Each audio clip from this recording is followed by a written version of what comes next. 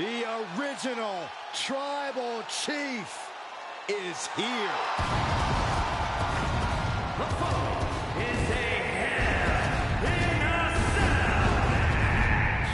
Making his way to the ring from Pensacola, Florida, weighing in at 265 pounds, the OTC, Roman Reigns.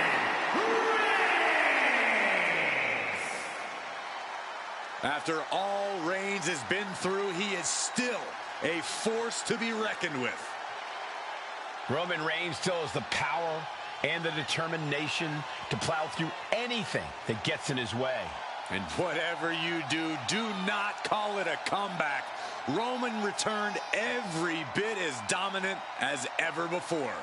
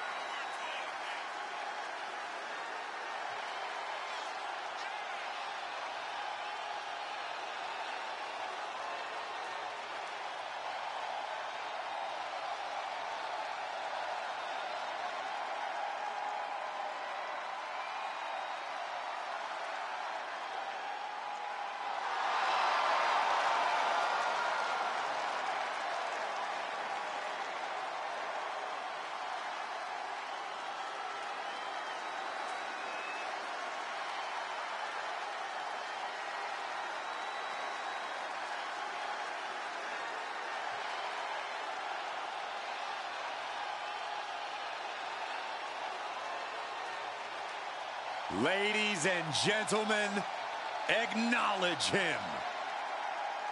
The WWE Universe embracing their Tribal Chief. Reigns standing tall. The OTC is still the pinnacle of this industry.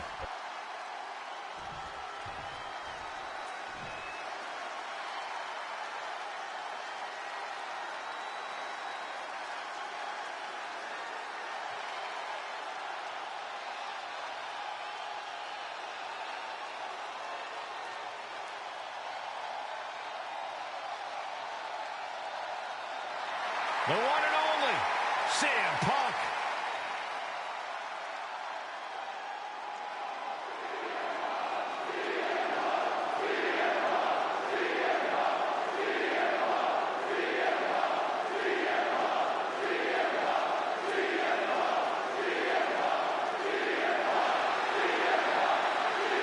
And his opponent from Chicago, Illinois, weighing in at 218 pounds,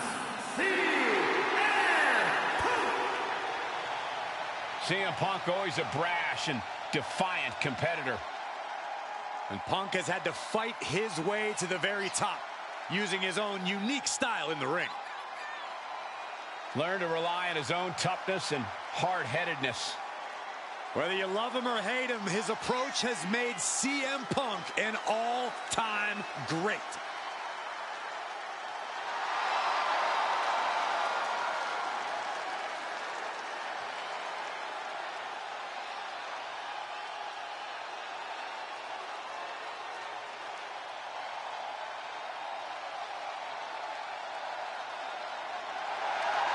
I sure hope he understands what he's getting into when he steps in the ring with Roman Reigns. Yeah, Reigns' inimitable power could represent the end game for this superstar.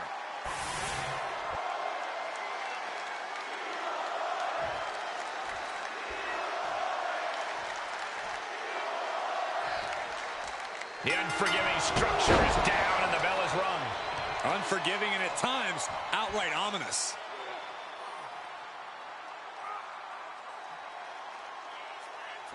Crank in the head. Oh my goodness, just punishing their opponent. Oh, look at this. Just crank in the head. That's gotta hurt. Ooh.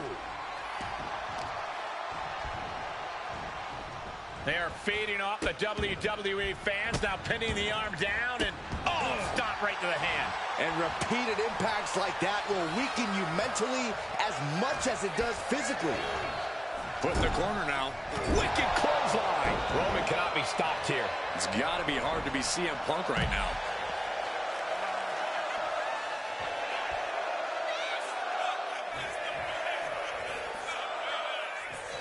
Returning back to the ring.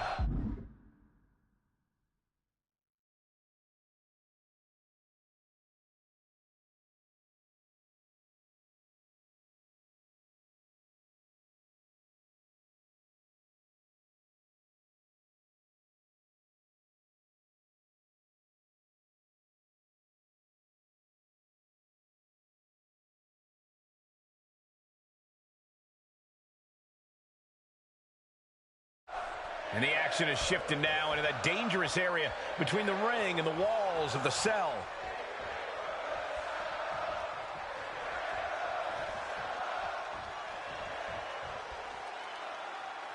We have returned to the Windy City of Chicago for this year's Hell in a Cell. Hell in a Cell is what I call Saxton's hotel room after a few too many...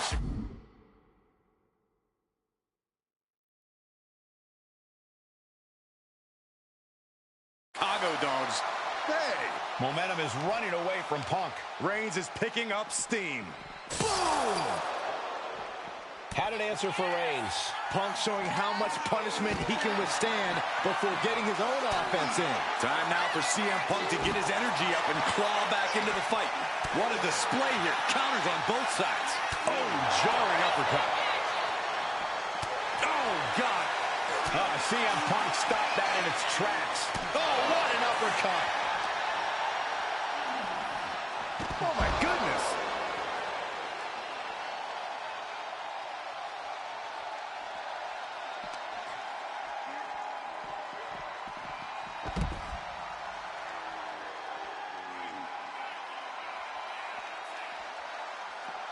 Turns it around. These two reaching a standstill with all these reversals. Uncorks it, uppercut. Boom! Back elbow completely cuts them off.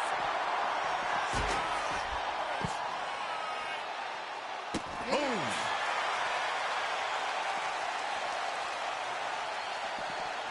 Bang! He's able to reverse it. A chain of reversals here, every motion getting cut off. Under the ropes and back into the ring. Punk is locked in on his opponent now. Yikes, that don't even wake you up or knock you out. And that blow has him wavering. Reigns doing all he can to keep his seat at the head of the table secure. Superman punch. Reigns just fully established his position at the head of the table with that attack. He could be enjoying the moment too much, giving his opponent a lot of room to recover.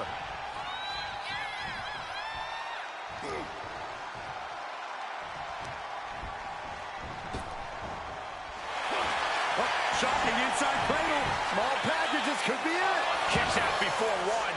Amazing. And Punk gets countered there. Oh, man. I cannot stress this enough. Hell in a Cell is all about adapting. Even if you've been in the cell before, you cannot approach it the same way next time. You have to stay as adaptable as you can to ensure you don't fall victim to the cell. We've seen superstars get chewed up when they refuse to obey by the laws of the cell. Oh, the power. Oh! Averting danger with an elbow to the stomach. Shot to the face gets them out of that spot. High-level ability being shown with each of these counters. Oh, no. An explosion through the cell has him on the outside now. This match has given new meaning to the saying, all hell breaks loose.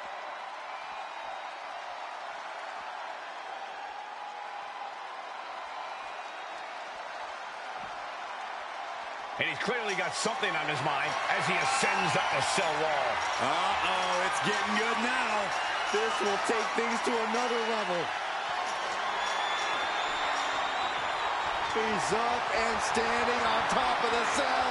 This is an unbelievable. He left himself wide open. Big mistake. Okay, someone needs to put a stop to this, like, now. Lifted and completely helpless here. Raining down those right hands, trying to escape. Powerbomb planted. And this is what Hell in a Cell is all about. Absolute punishment all over the structure. Powerbomb position. Going down, punches and counters out. Big form. Right onto the punishing steel structure. It doesn't get any more brutal.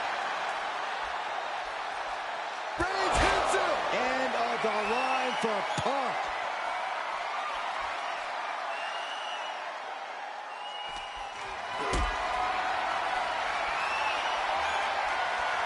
Getting carried. Incoming. Slamming down to earth from over 30 feet. This has gotten out of hand. He should have never been up in that godforsaken cell to begin with.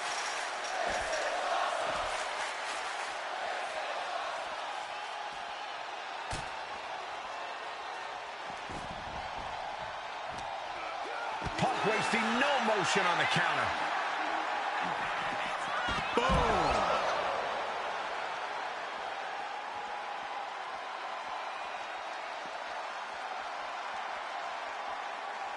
He's headed up the cell, climbing the wall. This is an absolutely reckless decision. Everything about this match is reckless. Oh, this is just part of the necessary havoc needed to survive the Hell in a Cell. He quickly slides into the ring.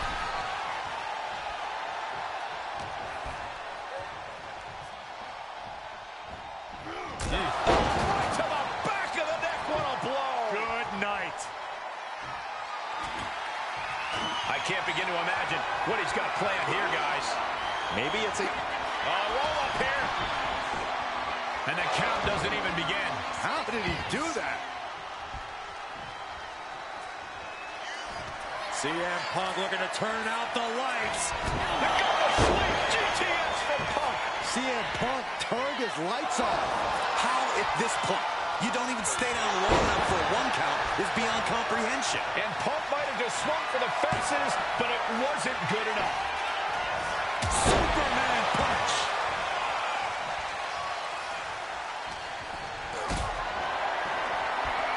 Going up. Uh-oh. Fighting out. Hammering away with punches to the face. Anticipated that.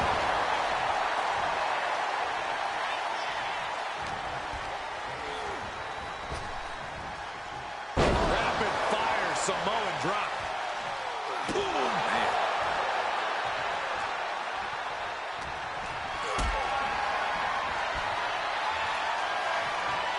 Caught in a bad spot. Set to the table. Absolutely shattering the table. Incredible impact. Reigns establishing the upper hand. Punk needs to reformulate his... Oh, and that's what you get for disrespecting your opponent. Down with force. The pin. It's all or nothing time. The ref not even getting to one.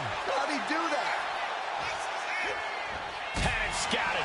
Now can capitalize. Kick to the gut. And a big right hand. The Tribal Chief locked and loaded. Launches into the air with a Superman punch.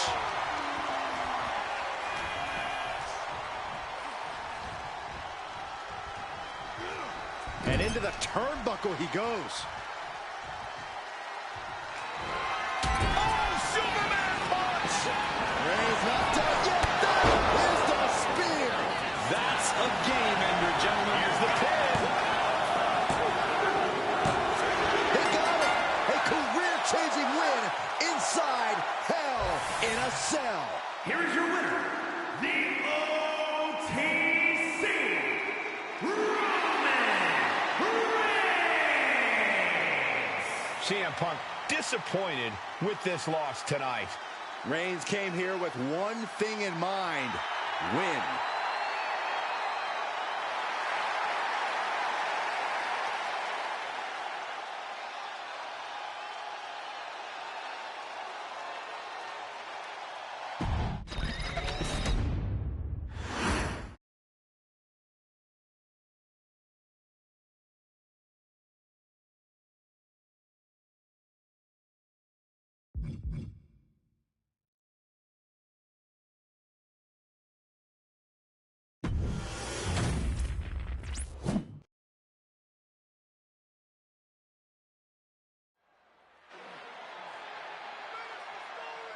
Solo Sikoa lifting Cody Rhodes up.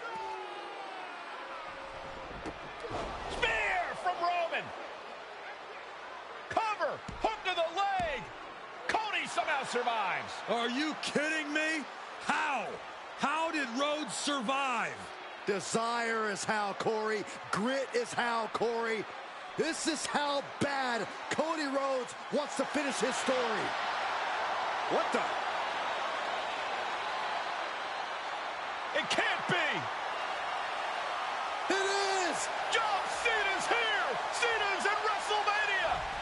A saving grace for Cody Rhodes. John Cena here to fight off Solo Sikoa. Solo sent crashing to the outside, courtesy of the franchise.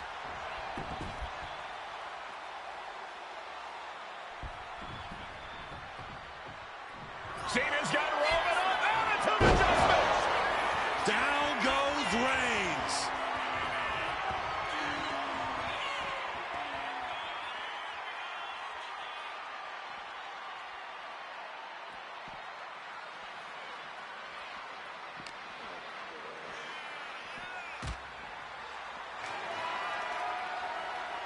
And now John Cena with Solo Sikoa and through the announce table.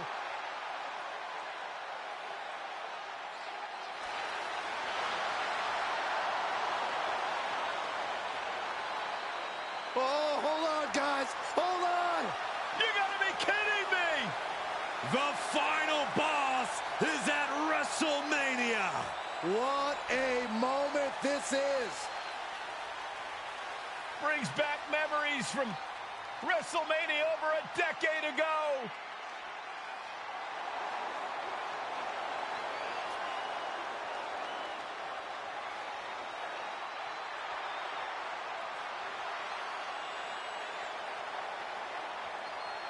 Now this is a WrestleMania moment. Rock and Cena face to face, feeding off the electricity of this crowd. This is absolutely surreal.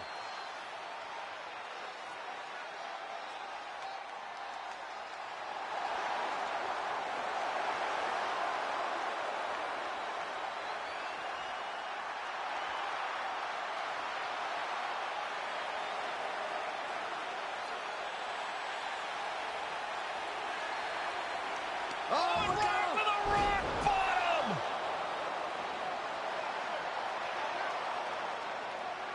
The final boss strikes, and Cena is down.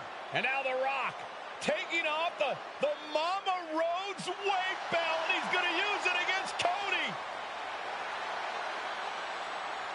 What? Oh. No way. No way. Guys? What is going on here?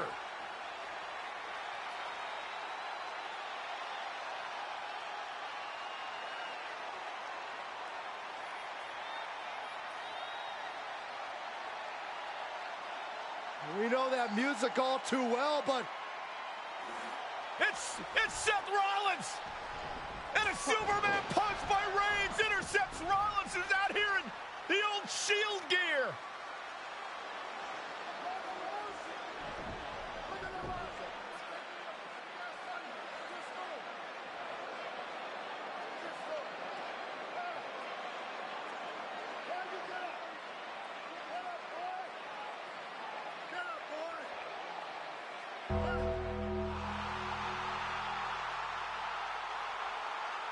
Now what?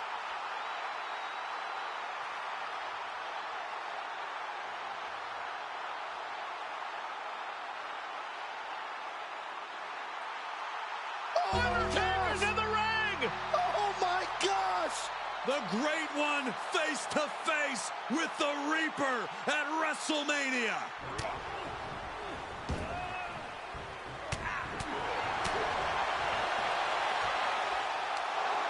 Undertaker with the Rock! Choke slam! The Undertaker's back in WrestleMania! Unreal!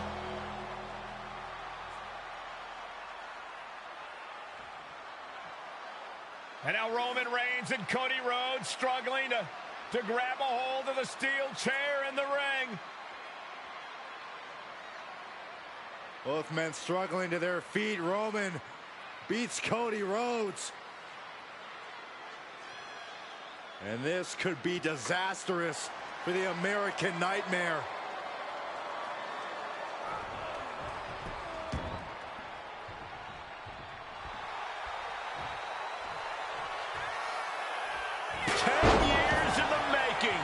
The Tribal Chief putting a ghost of his past to rest.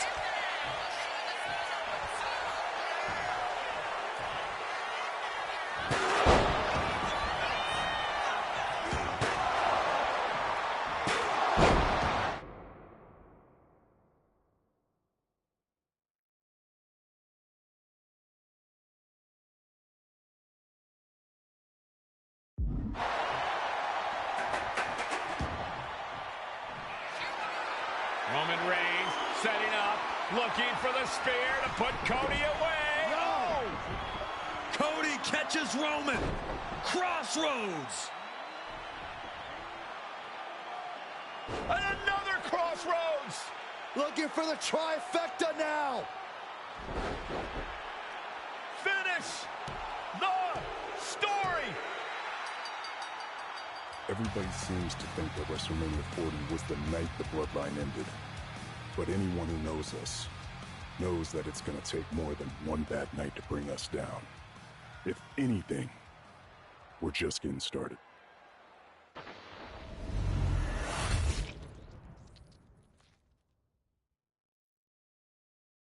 Ladies and gentlemen, my name is Paul Heyman, and I serve as special counsel and the wise man to your tribal chief, Roman Reigns, the undisputed, uncontroverted, unquestioned leader of the Bloodline, the most dominant group in recent memory and in the entire history of WWE. The Bloodline has all the damn gold. For nearly 40 years, I have worked for, alongside, and even employed the absolute greatest superstars to ever do it. Just how dangerous do you want to live?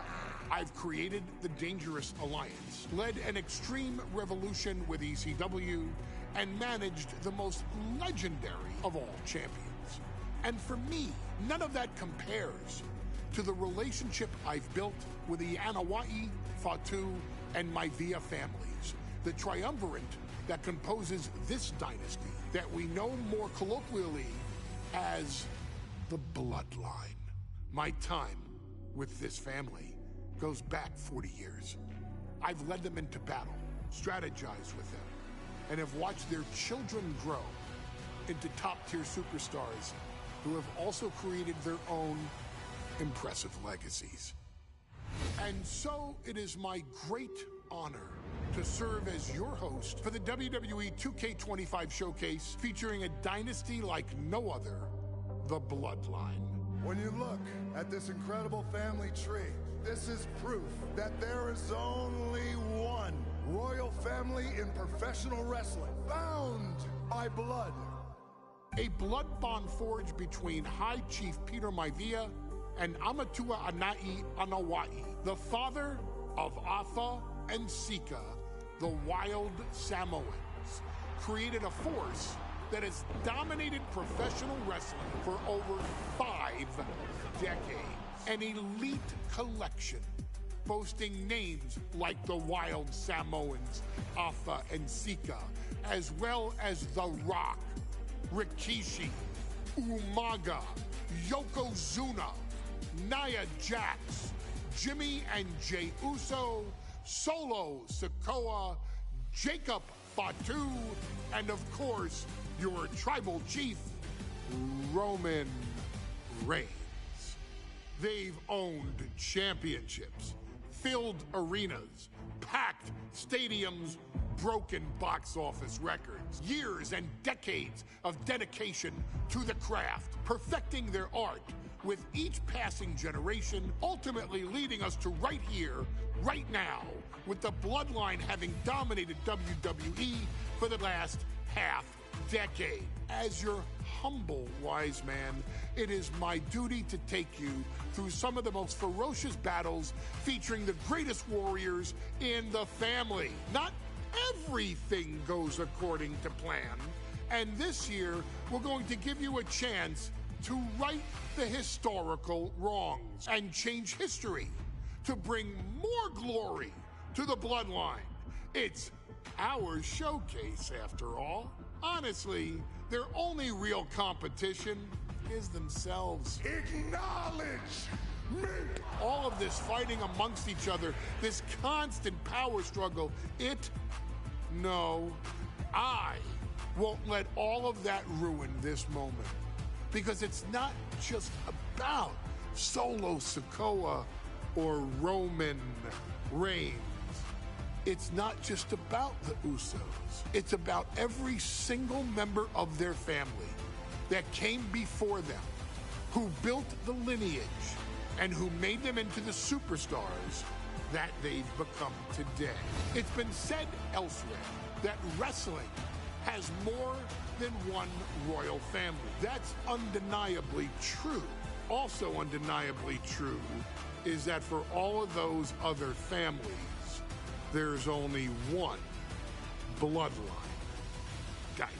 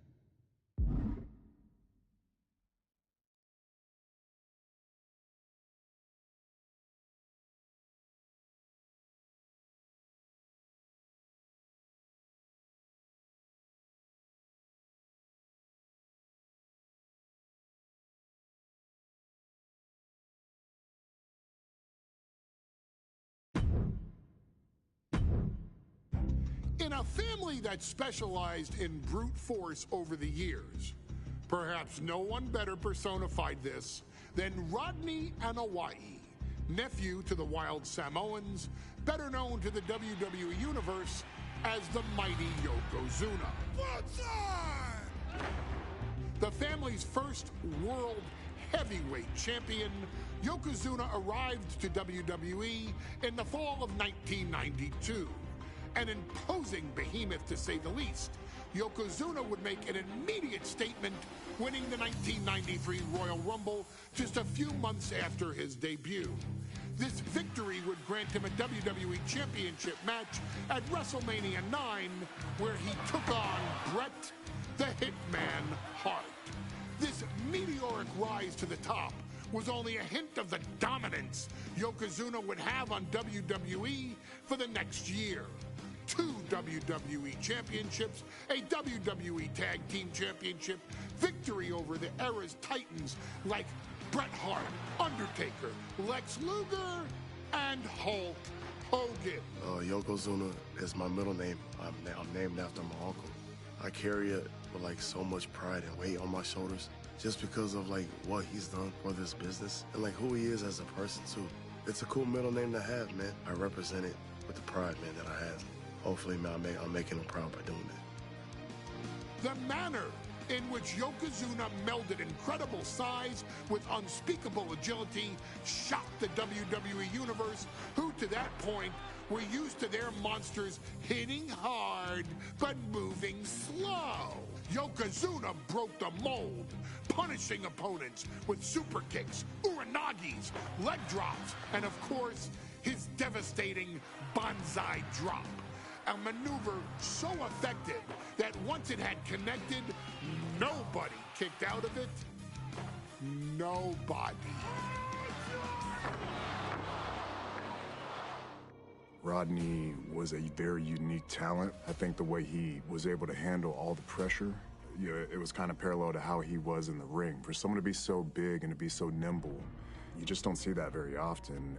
Rodney was one of those first solo guys, singles competitor guys that was able to go out there and really just make waves, make a big splash. I mean, pun intended, I guess. You know, that fool jumped in the pool, he'd knock out all the water, and that's the way it felt sometimes. He would go into those arenas and just suck in all the energy and be able to give it back. So when I look at Rodney, I see someone very similar to me, someone who understands the top, the very, very top of the game, the top position, and everything that goes along with it.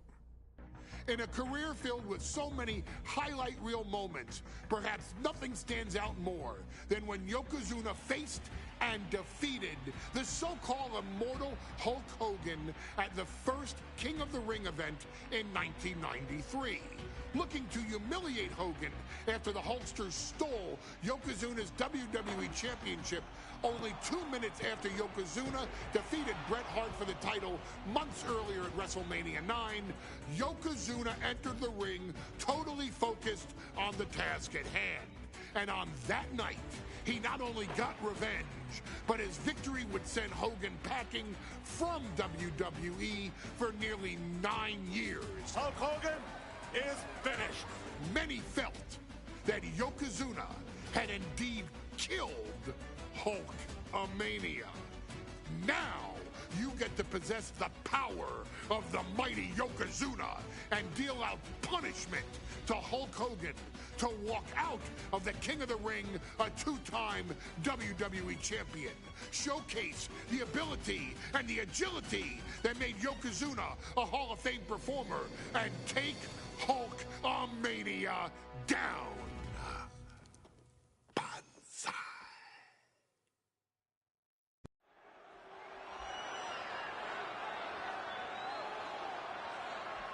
Ladies and gentlemen, this is an event of international magnitude. Photographers from around the world as they are documenting Yokozuna's every move. Coming down the aisle with Mr. Fuji is the champion from Polynesia Islands, weighing 550 pounds, Yokozuna!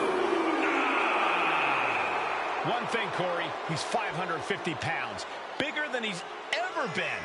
And I understand Hulk Hogan trimmed down so he can have more speed, more endurance. But I'll tell you something, Hogan's got to take him out early. This is going to answer a lot of unanswered questions from WrestleMania 9. A lot of pressure on the president of WWE for what he did. But this is Yokozuna versus Hulk Hogan. Let the winner be the winner. One thing's for sure, Hogan will be quicker. He will be faster than he's ever been in any previous title defense. Well, this is going to be interesting because he's wrestling a fresh Yokozuna this time. Not a man who's already wrestled a 15-minute match with Bret the Hitman Hart. Well, Hogan and Yokozuna's last match lasted less than 30 seconds when Hogan won the title at WrestleMania. Well, I can tell you, this match will go much longer. Yokozuna will not be caught by surprise this time.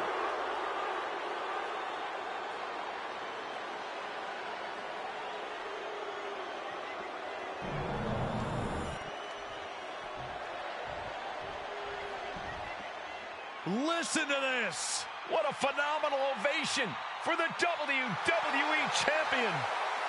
His opponent, coming down the aisle with his manager, the mouth of the South, Jimmy Hart, from Venice Beach, California, weighing in 302 pounds, the WWE Champion, Hulk Hogan.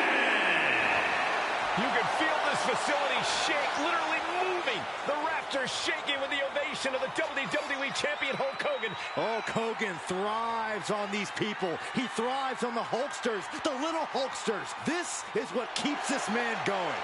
Hulk Hogan's relying on the fans. He wants to hear them cheer. He wants to draw strength from them. But Yokozuna's focused. He has not taken his eyes off Hulk Hogan. He is ready, believe me. The Hulkster ready for war, and you can bet, ladies and gentlemen, it will be warfare here. Well, he's been saying for weeks that he is going to be the first man to slam Yokozuna. Oh, nobody slams Yokozuna. Well, we'll see. Hulk Hogan wanted to prove it was not a fluke that he beat Yokozuna. And now, we're going to find out if it was a fluke or not.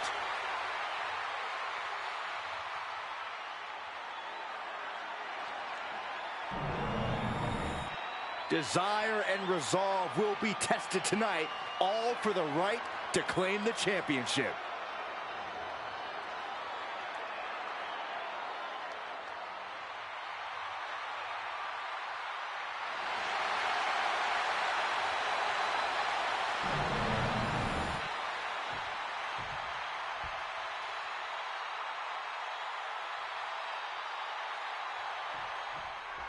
Michael Cole.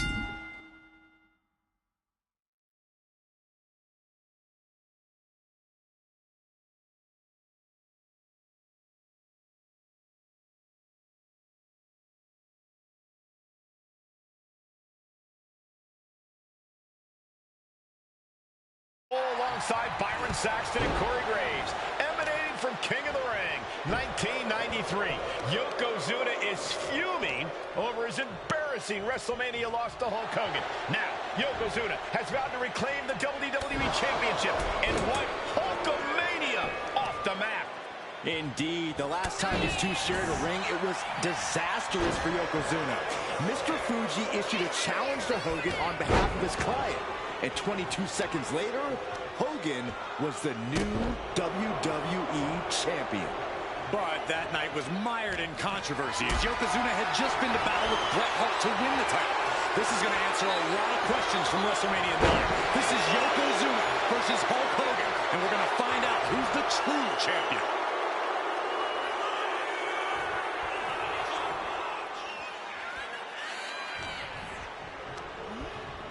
He puts him into the corner. Oh, look at this, raining right hands. Non-stop blows. Hulk Hogan, a five-time champion now. This is his first title defense. The Hulkster has spent the last 2 months in Hollywood due to prior commitments, but you've got to understand that Hulk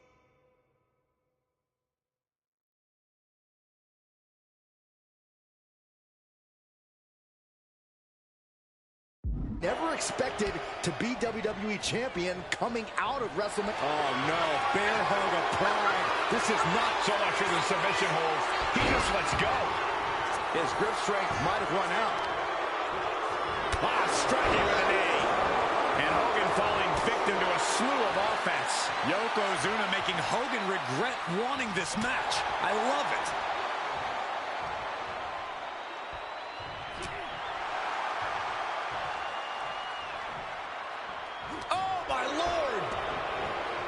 Can we talk about Yokozuna's meteoric rise in WWE? He's accomplished quite a lot in a short amount of time. Just look at the man's track record at major events. He made his premium event debut with a quick win at Survivor Series, won the Royal Rumble in dominant fashion, and then captured the WWE title in the main event of WrestleMania. But that momentum ground to a halt after Mr. Fuji's ill-timed challenge ended Yokozuna's title reign after mere minutes. Yokozuna needs to get back on top with a win here tonight. The big leg drop by Yoko. Yokozuna demonstrates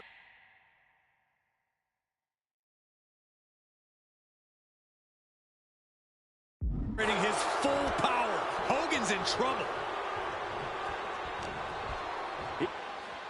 Yoko now, belly-to-belly slam. That's got to be the end of Hulkamania. Jimmy Hart trying to rally. And a kick out by Hogan with authority. Hulk Hogan's not done yet. Hulk Hogan is coming alive. Yokozuna back to his feet. Big Big chop to Hogan.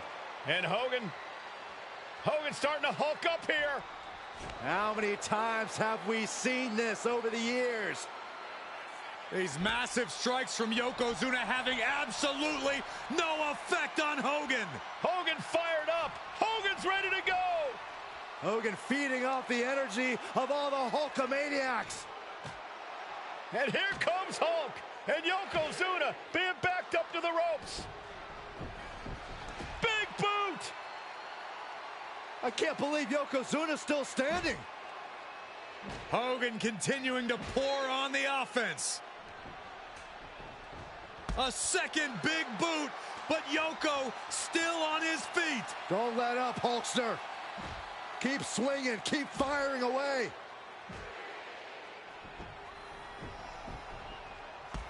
That boot, Yoko staggering, stunning, and he's down. Drop the leg, Hogan. Drop the leg. Hogan, leg drop. Here's the cover on Yoko, who kicked out of the leg drop. What? Get Mr. Fuji out of there. Hogan feeding off the energy. Whoa, wait a minute. What is that photographer doing on the apron? There's a match going on. What the heck? What was that? What in the world just happened here?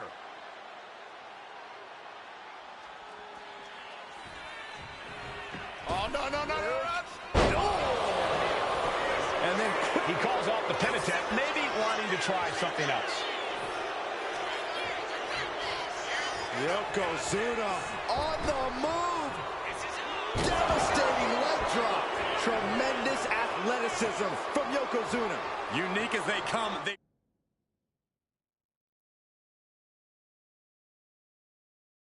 Broke the mold. Yoko says this one's over. Pancakes. Oh, we headed toward a title change. There's two.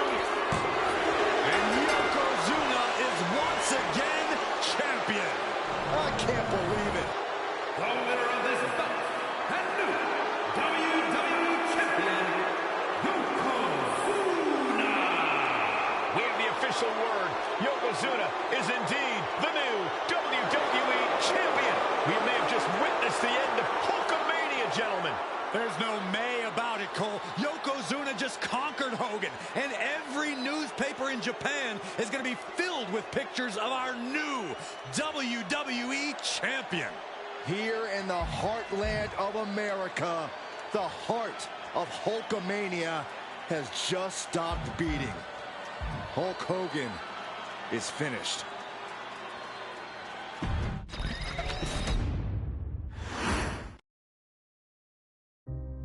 Our next chapter sees the showcase spotlight shine on an area in which the family built their legacy: tag team wrestling. Starting with the Wild Samoans, Afa and Sika, all the way through to more recent champions like the Usos or Tama Tonga and Tonga Loa. This dynasty has always excelled in tag team competition, consistently showing an ability to dominate the division with a wide variety of looks. And the first team that we will look at, accompanied to the ring by Afa himself. Fatu and Samu, the Head Shrinkers.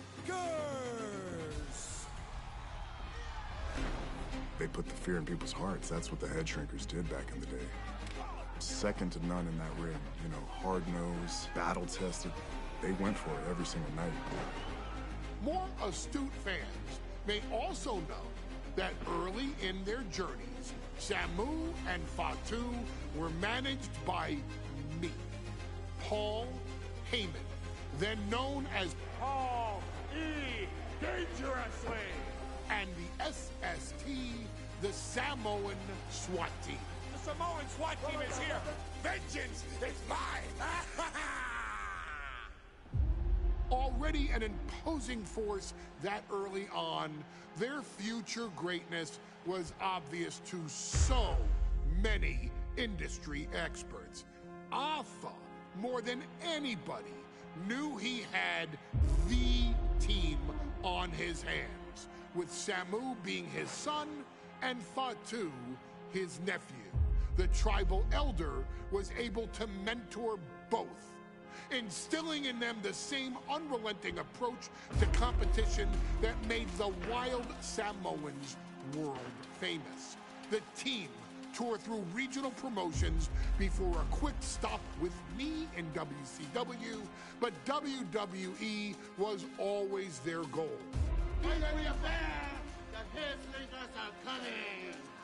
Upon arrival, it was clear that the dynasty's next generation had indeed arrived, immediately drawing comparisons to their world-renowned predecessors.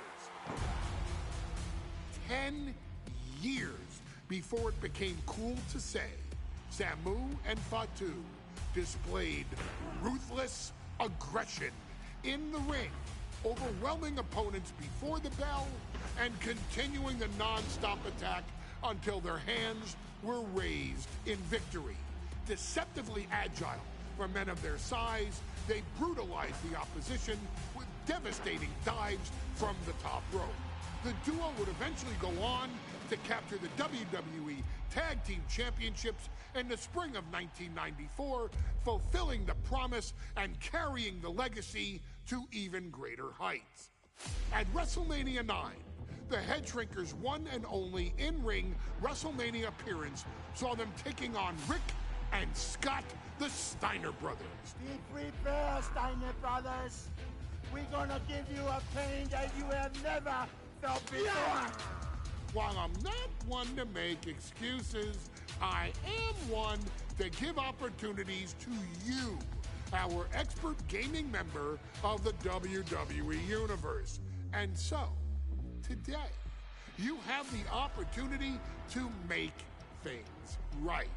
WrestleMania 9, Las Vegas, Nevada. The Steiners performed at a near-perfect level that day, able to find every reversal and in the chaos emerge victorious. We are asking you to fix that, stop them in their tracks, and get the Head Shrinkers that WrestleMania victory you and I both know they deserve. But if you're not careful, you're going to find yourself reliving the very same memories that have haunted Samu and Wwe2k for years. Steiner lines, suplexes, Frankensteiners that will all bring your evening to a vicious, miserable end.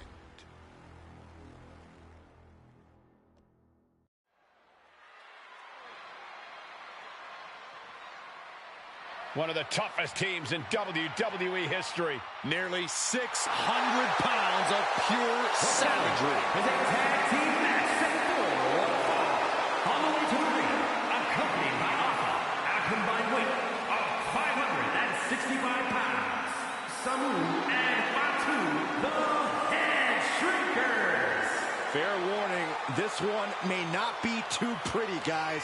You talk about rugged individuals. These are two tag teams that can really bring the fight to anyone that steps in their path. Yeah, there's about to be a seismic collision in the ring.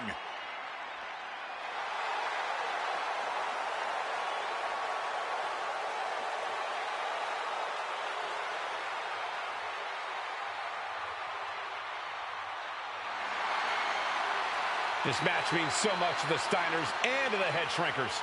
Well, the whole world is focusing on WrestleMania 9, and the last thing you want to do is come up on the short end. Pride is on the line, and as is a stake to the claim of being the toughest team in all of WWE.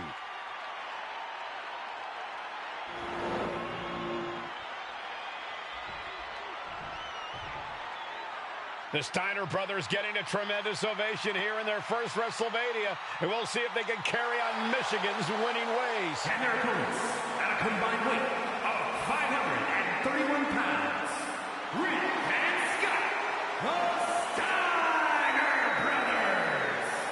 The Steiner brothers are one of the most promising tag teams we've ever seen in WWE. But Samu and Wwe2k are looking to stomp out any of that promise right here at WrestleMania. Let me warn the WWE Universe right now. This is going to be a brutal match. Just two heavy-hitting tag teams going at it. Physical, smash-mouth wrestling. And like Saxton said, it won't be pretty at all.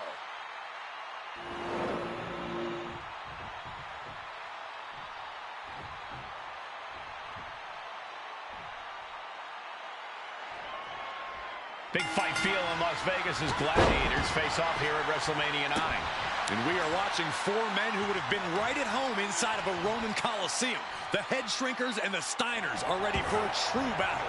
Both teams are relatively new to WWE, but we've seen that each duo is not afraid to get physical.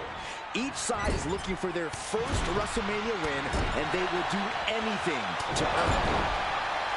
The whole world is focused on WrestleMania 9 tonight. The last thing you want to do is come out on the wrong side of a match like this. That's right. A big win at WrestleMania means a big boost in the tag division and a substantial winner's purse. I don't think the Head Shrinkers concern themselves much with the financial matters, Saxton, but they are dead set on proving they're the toughest dudes around. Big back body drop. One elevation. He got nailed by that last attack. Yeah, Samu just ramped up his intensity. There may be an abundance of togas in the arena today, but you're not going to see a lot of Greco-Roman wrestling out of the Head Shrinkers. They're just looking to hurt the Steiners. And that actually may help Samu and Fatu here. The Steiner brothers have earned most of their wins by utilizing their amateur wrestling skill set. I can't imagine they'll get many grappling opportunities against dedicated brawlers like the Head Shrinkers.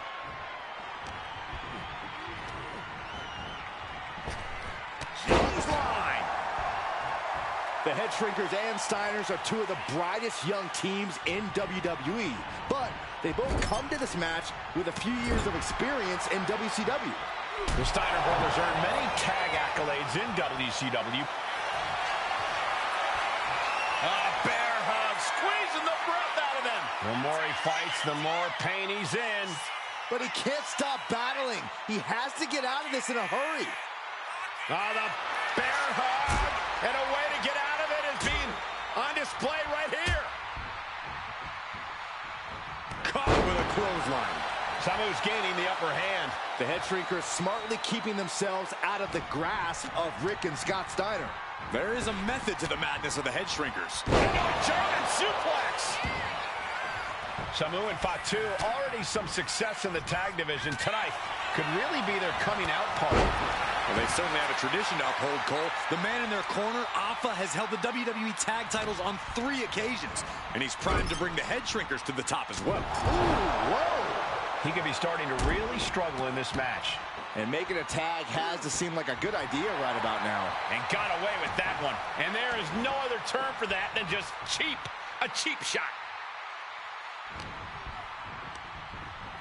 Chucked right out of the ring. Tag.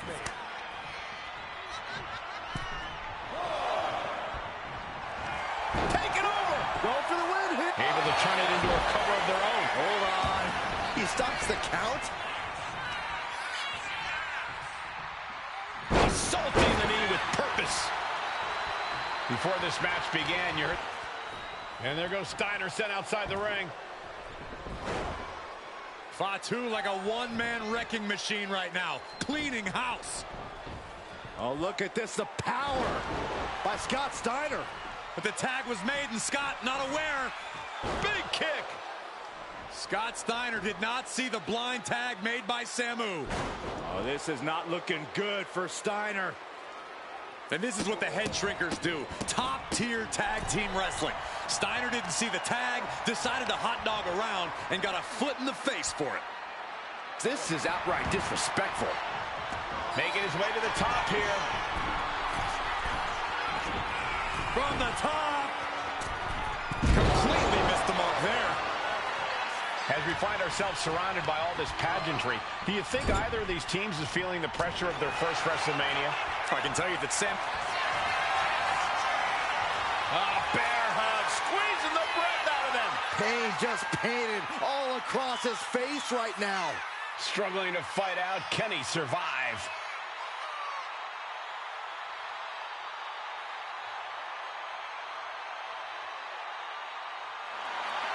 Bear hug. Well-placed elbow. elbow will get you out of it. That might be enough. Yes, it is. Oh, ouch. Nasty roundhouse kick. Samu setting himself up top. From the top. Diving headbutt.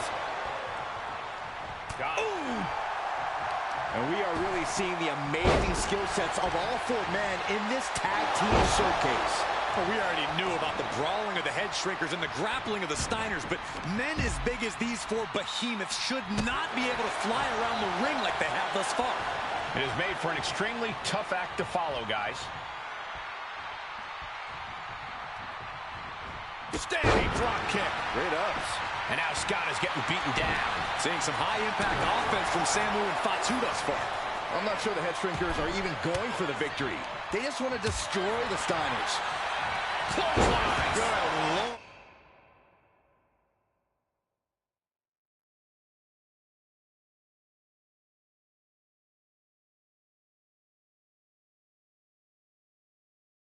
So effective.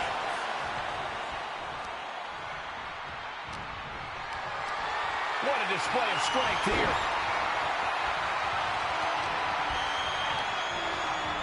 Placing him in the corner. He tags out. The adrenaline is pumping, and the WWE Universe is on his side. Samu is really displaying aggression. The attacks will not relent from Samu. And he got there. He made the tag. We've got a tag.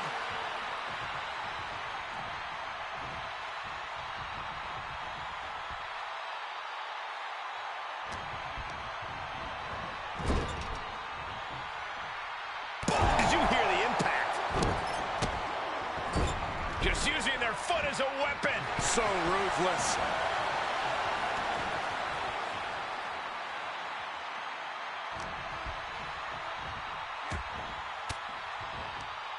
And Wwe2k gets stopped in his tracks.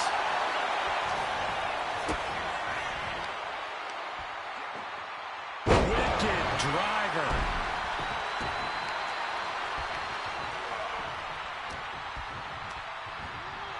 Gets driven into the corner. And he turned it around. Countering each other again and again. Reversal after reversal. These two have counters for days. Draped across the top rope. Clubbing forearm. We have to be nearing the end of this one. Yeah, this is troubling. Can only hold on for so long now. Power slam. Ooh, right to the throat. Oh, man, he is more than fired up right now.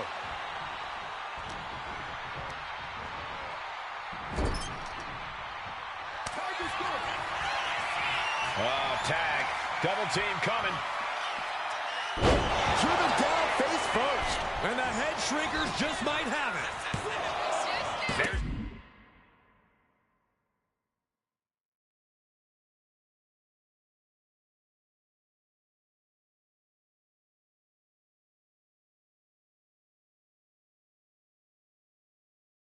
two.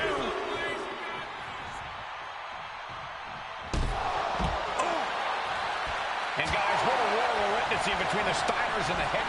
Double leg takedown. Got the shoulders down. Oh, turning the pin around. And the head shrinkers get the win. Here are your winners, Samu and Wwe2k, the Head Shrinkers. And what a huge win for the head shrinkers tonight. Samu and Wwe2k making their family proud and proving themselves as top contenders in the tag division.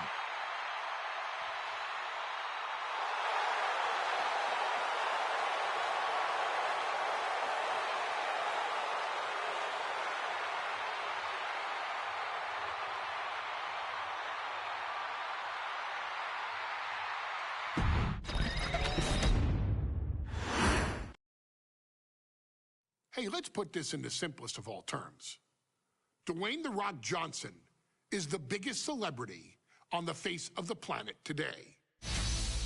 Now, whether he's a blue chipper, the people's champion, or as we know him right now, the final boss, The Rock, has always commanded all of the attention in the arena since the very first moment he made his WWE debut at the 1996 Survivor Series. Born into this business, The Rock would become WWE's first ever third-generation superstar, following in the footsteps of his father and grandfather.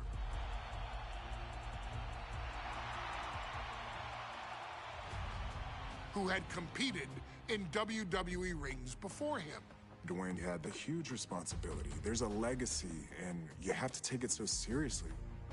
Even with incredibly high expectations, the Great One surpassed them all, along with the usual achievements if your name is The Rock. 2 Intercontinental Championships, 5 Tag Team Championships, 8 WWE Heavyweight Championships, a Royal Rumble victory, not even to forget the fact that The Rock once led an entire nation. The Rock has one of the more noteworthy feats in WWE history, earning WrestleMania victories over Hulk Hogan, Stone Cold Steve Austin, and John Cena. Each of these men are known as the faces of their respective era. Each of these men found out what happens when you go one-on-one. Oh, you know the rest. Of course, The Rock rivaled Stone Cold Steve Austin's popularity during the vaunted Attitude Era, tearing opponents down with rock bottoms and people's elbows while tearing them apart on the mic with cutting one-liners and catchphrases that are still recited to this day. If you smell, know your role and shut your mouth. He ended CM Punk's 434-day title reign as WWE Champion at the 2013 Royal Rumble as well, after having only competed twice over the previous 9 years, displaying the always ready mentality and physical conditioning on which he has built his global brand. But you don't need me to rattle off The Rock's resume to you, now do you? Of course not. The man is an occasion unto himself. He has headlined the biggest events against WWE's most iconic superstars and has always found a way to, how does he put it? Layeth the smackdown on some jabroni's candy ass. I couldn't have said it better myself, although I think I may have just done that. But indeed, he has. On a Thursday night in February of 1997, The Rock, still known as Rocky Maivia, would find himself challenging for the WWE Intercontinental Championship. Only a few months into his tenure, he would be matched up against a face that would ultimately become one of his most familiar and hated rivals, Triple H, Hunter Hearst Helmsley. Seemingly overmatched by a more seasoned opponent, a youthful Rock would demonstrate all the traits that have come to define him in the years since. Tenacity, high IQ, and that legendary Samoan strength to ultimately surprise Helmsley and kick off the first championship reign for Rocky Maivia.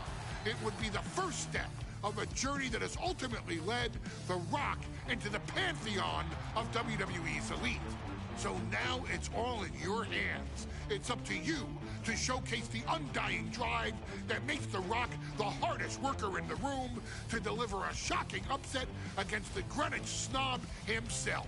Guide The Rock to victory over Triple H at a very special Thursday, Raw Thursday, to give the first jolts to what would become the most electrifying career in sports entertainment.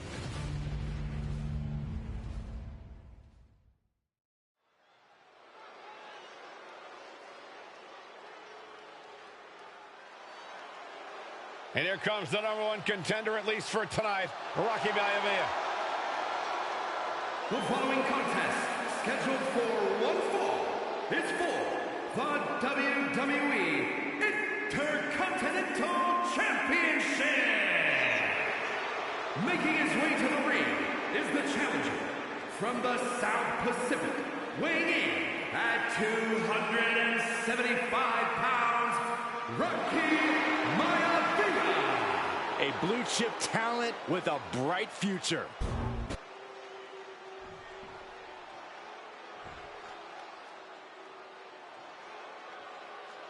On his way to defend the Intercontinental Championship, Hunter Hearst Helmsley.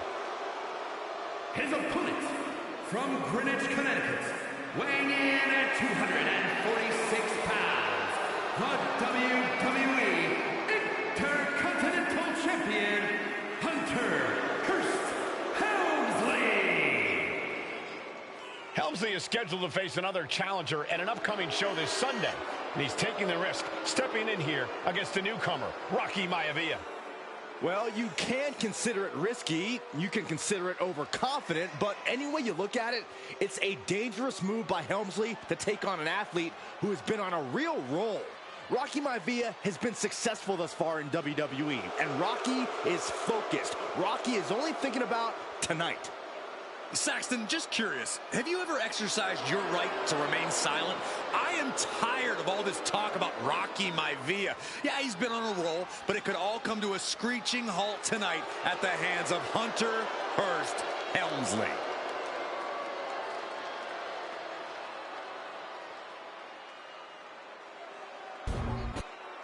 You win this title, you are a top name in this industry.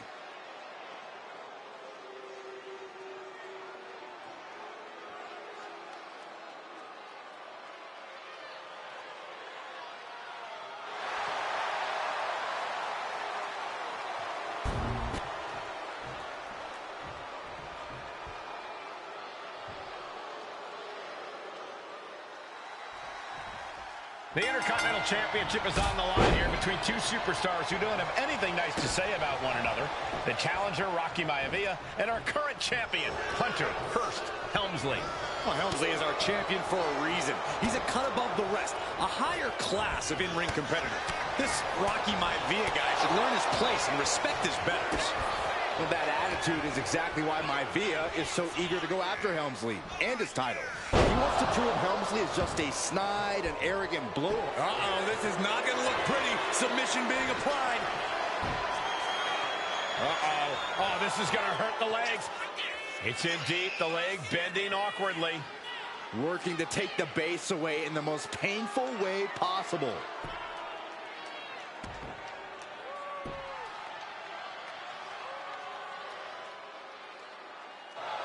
Trapped here. Look at this, pounding away. Oh, and that'll break it up. Ooh, what a clothesline. And we know Rocky doesn't have the same experience as Helmsley, and that could be a developing story as this match progresses. And this is where an experienced wrestler like Helmsley can take a young wrestler and pick him apart, take advantage, capitalize, and win. What's it going to take for Hunter Hearst Helmsley to retain his Intercontinental title here? How can he get the better of Rocky Maivia? Well, the champ needs to put this young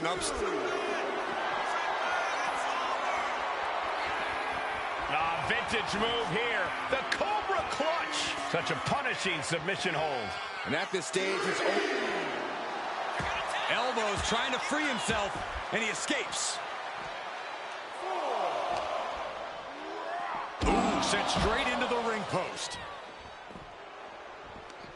From behind.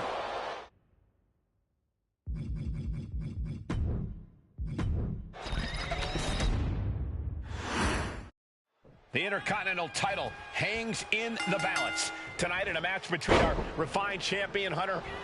Schoolboy, into the pin. We got to cover, guys, for the championship. And what's this? Why'd he do that? What's going on? And he retaliates. And Byron, Rocky has tremendous exuberance, tremendous youth. He's going to be a star for a long time. I think Rocky Maivia shows... Uh-oh. What a reversal by Hunter. Oh, he slipped out of harm's way. Oh, God. And now he's looking to lock in this submission. Cinching up their opponent. And he just decides to end the hold. Wonder what he's thinking here.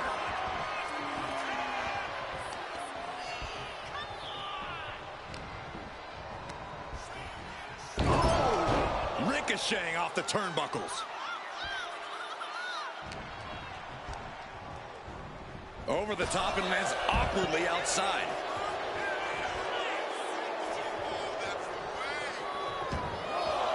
Taking this match to the outside. Oh, counters right back on Hunter.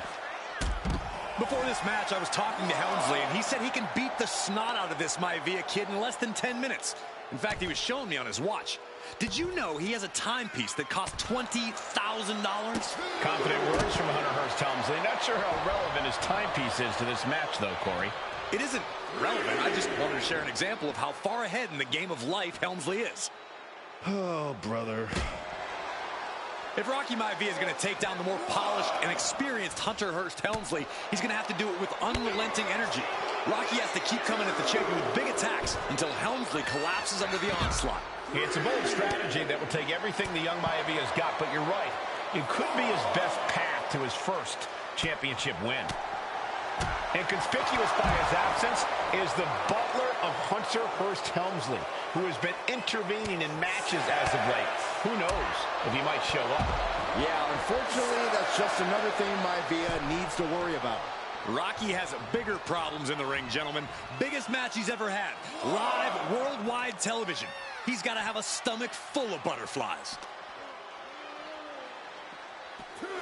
And he slides him back to the mat.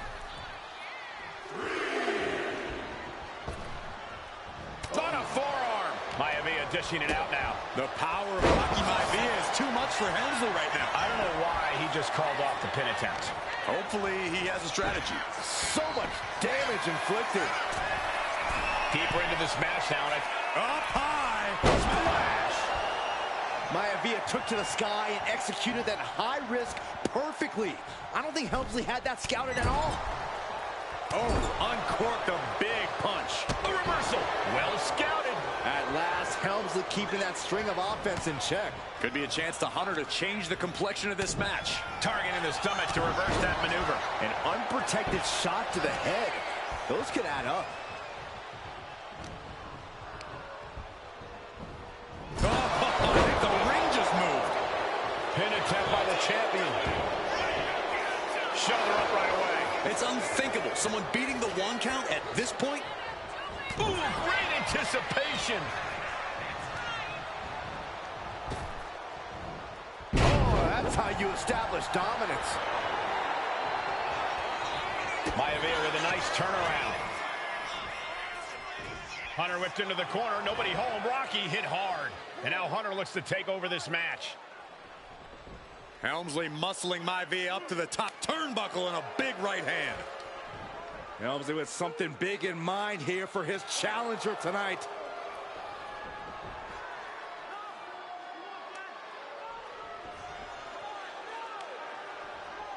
Well, this is just blatant disrespect from the arrogant champion. Almost daring Rocky. Hey, you really want my title? You really think you're going to be Intercontinental Champion? Up to the top. Hooking Rocky into a superplex. This could be it. Can Hunter capitalize? This could be it. Hook of the leg and a cover, and Rocky stays in it, getting his shoulder up. Still not enough to put out the flame of Rocky Maivia.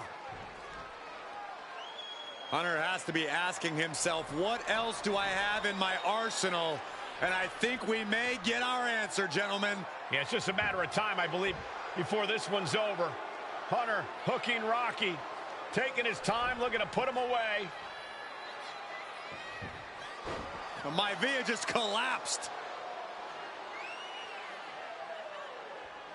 This just shows you how much damage Hunter Hearst Helmsley has inflicted on the challenger in this matchup. I think Maivia's done. The official might want to step in, call this one. The official checking on Rocky. Hunter Hearst Helmsley believes this is close to being over. Lifting him back up again. Rocky rolls through. Shoulders down. Rocky Maivia has shocked Hunter Hearst Helmsley. Here is your winner, and the new Intercontinental Champion, Rocky Maivia. We have a new Intercontinental Champion.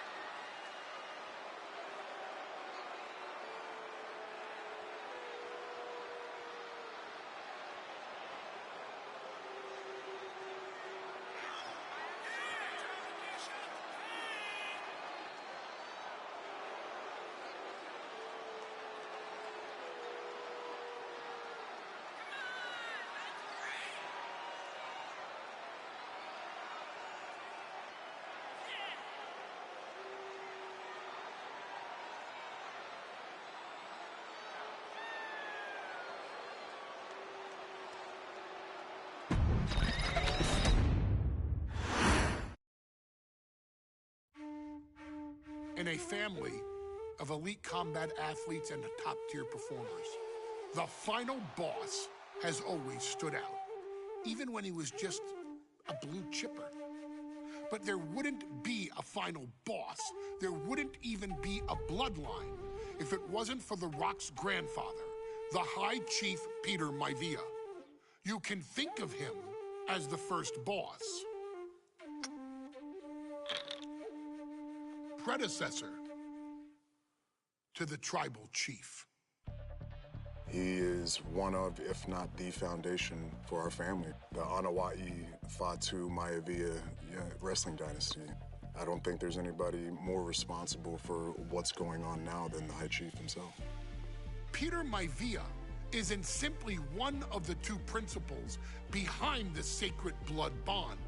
He's also an incredibly decorated professional wrestler who traveled the world and won titles everywhere he went. New Zealand, Japan, Europe, and here in the United States, where he enjoyed especially successful runs in Hawaii and California. Maivia would eventually find his way to WWE, engaging in legendary battles with the likes of superstar Billy Graham. His larger-than-life personality would win the WWE Universe over in short order, as it had throughout his entire career.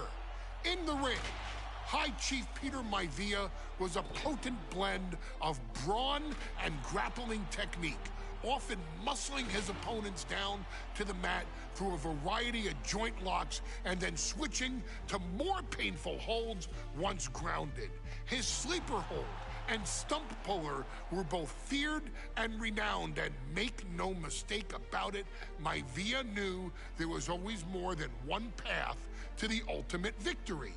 Out of the ring, High Chief Peter Maivia also ran one of the most successful wrestling promotions on the planet, Polynesian Pro Wrestling, based out of Hawaii, showing his mastery of the business in every aspect. His induction into WWE's Hall of Fame class of 2008 was supremely deserved, forever enshrining Peter Maivia as the legend he always was. And now, we present to you the opportunity to walk in the boots of the legendary High Chief Peter Maivia, facing off against one of the most legendary WWE rivals, George the Animal Steele. You will settle this score once and forever and showcase the overwhelming strength of Peter Maivia, which has ever since remained as a hallmark for every single solitary member of this bloodline. Steele is no easy battle, though. He thrives in the chaos, one of pro wrestling's true madmen. He'll even try to eat part of the ring if he thinks it'll help him break you down. So do your best and honor High Chief Peter Maivia properly with a resounding victory.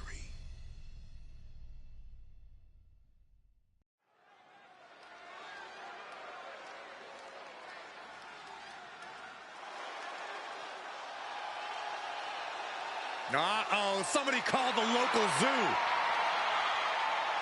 The following contest is scheduled for one fall and is a steel cage.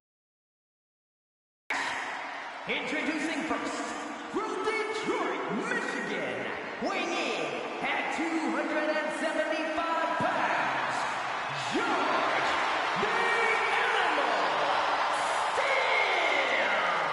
I'm not even sure the cage can contain this man.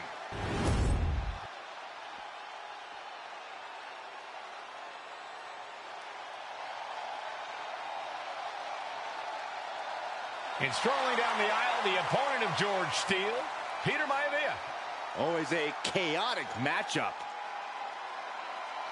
His opponent from the Isle of Samoa, weighing in at 275 pounds, High Chief Peter Maivia. Steele had better keep an eye on Maivia because Maivia is a true brawler. Few men can handle the chaos of the animal inside a steel cage, but I believe the High Chief is ready.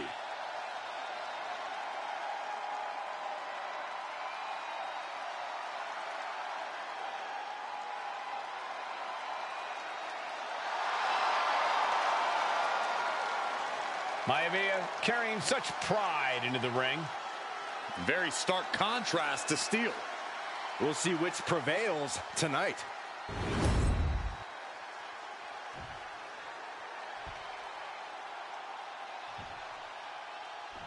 High Chief Peter Maivia taking on George.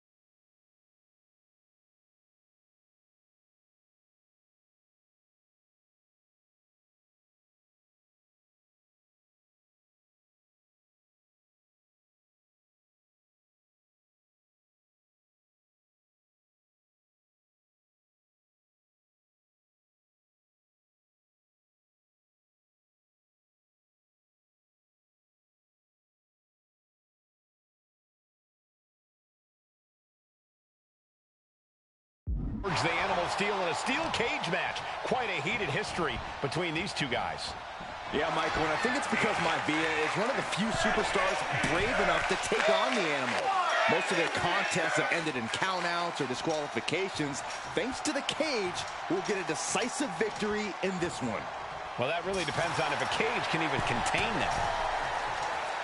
George the Animal Steel is not a wrestler by any stretch of the imagination, guys. He's a true brawler. And he might be the best brawler in WWE, Michael. There is no shortage of fight in the Animal. But you know who might be a better brawler, guys? The High Chief, Peter Maivia. When you consider that Maivia is also an excellent high flyer and a great technician, well, you can see why the High Chief is the favorite in this match, even with the steel cage stipulation. George beats him to the punch.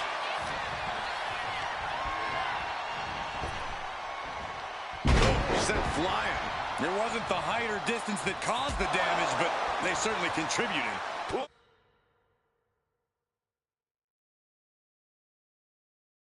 Oh, stiff headbutt. Gentlemen, we've touched on the differences between Maivia and Steel as competitors. One man based on order, the other on chaos, but it's reflected in their looks, too. Indeed, Michael. Just look at the sculpted physique of the High Chief. And the tribal tattoos on his body are extremely intricate and definitely eye-catching. And Steel is, well, he's an ugly creature. Enough hair on his upper torso to classify as fur. Folds in his bald head. He's like a modern-day Neanderthal. Two very opposing styles in every sense of the word, Corey. High Chief Maivia is a much more physically gifted and talented athlete in the ring than Steel. What's it going to take for the Animal to get the upper hand here? Well, he's got to be even more chaotic than ever inside this cage. Nothing about Steel makes sense to someone as traditional as Maivia. There's never any telling what the Animal's going to do in a match, and he needs to keep it that way. Nice takedown. Stacked. Beautiful. Might sneak. Oh, man, this could really come back to bite him in the end. George with great awareness. Peter Maivia is looking unstoppable now. And you can see Steel is struggling to weather the storm with the High Chief. Look at Maivia going to work on the Animal. The High Chief has all the answers right now. Being placed in the corner here. Oh, man, jarring headbutt. Oh, look at this ruthlessness in the bottom turnbuckle. He's in a very bad spot, totally out of it. Strong impact. Cover. And a quick kick out. Not a whole lot of luster behind that kick out. Oh, man. George the Animal Steel might be a bit of an underdog here. In fact, he lost the match by a count out to the High Chief. In Steel's defense, I'm not sure he knows how to count exactly or how to read a rule book. So he's got to be happy to be in this cage. Well, Maivia is called the High Chief in part because of his commanding presence in the ring. He's more than ready for what the Animal will throw at him, even inside a cage. This can't bode well. Backbreaker. And George is laid out. Oh, ouch. Momentum is all with Maivia now. Yeah, and Maivia has really figured the Animal out here. Target locked in. He knows it's that time. Massive body block from the second rope. Oh, my goodness. Dribbling the opponent's head like a basketball. When a man like Peter Maivia signs up for a match with the Animal, he doesn't know what to expect, just to expect anything in the world. Peter Maivia knows full well that he's in for some unusual treatment tonight. In fact, Steel often has trouble finding opponents due to his erratic nature. But when it comes to competition, the High Chief wants to prove he's worthy of that name. Peter Maivia will take on any competitor, no matter the difficulty. Oof.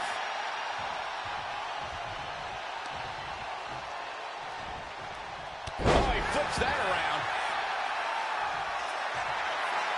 Getting back to his feet, trying to fight on, but it might be too late.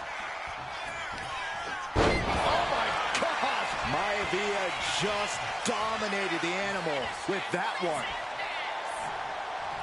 Jarring European uppercut. Some folks call Peter Maivia the Flying Hawaii.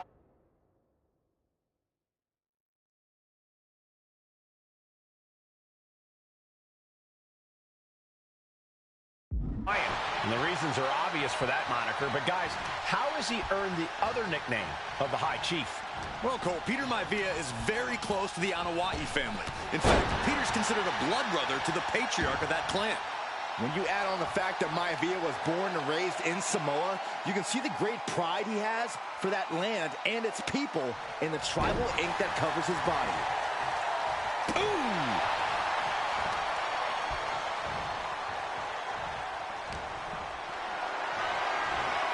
Look at this. This can't be good. Power slam!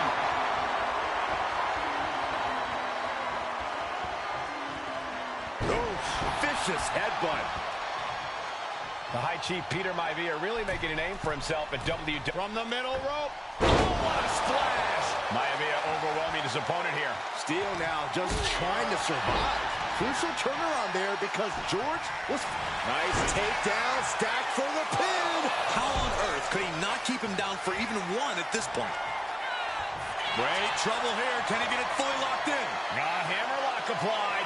The arm is locked in. This is sending a painful message. Now it's a matter of time. Will the hold be broken first or the arm?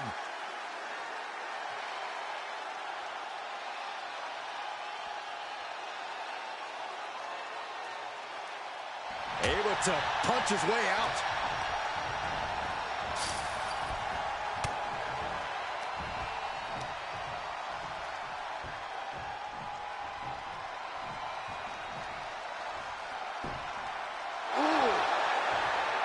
Peter Maivia very tough, but he also has movie star good looks. Quite the combo. And it served him well, Michael. In fact, the High Chief has major acting and stunt work credits to his name. And who knows? Maybe we'll see the Maivia name on Hollywood billboards again sometime. Well, before any of that happens, the High Chief needs to survive this war against the animal. Victory could be close at hand, but first he's got to get himself over the top of the cage. Not a lot of room for...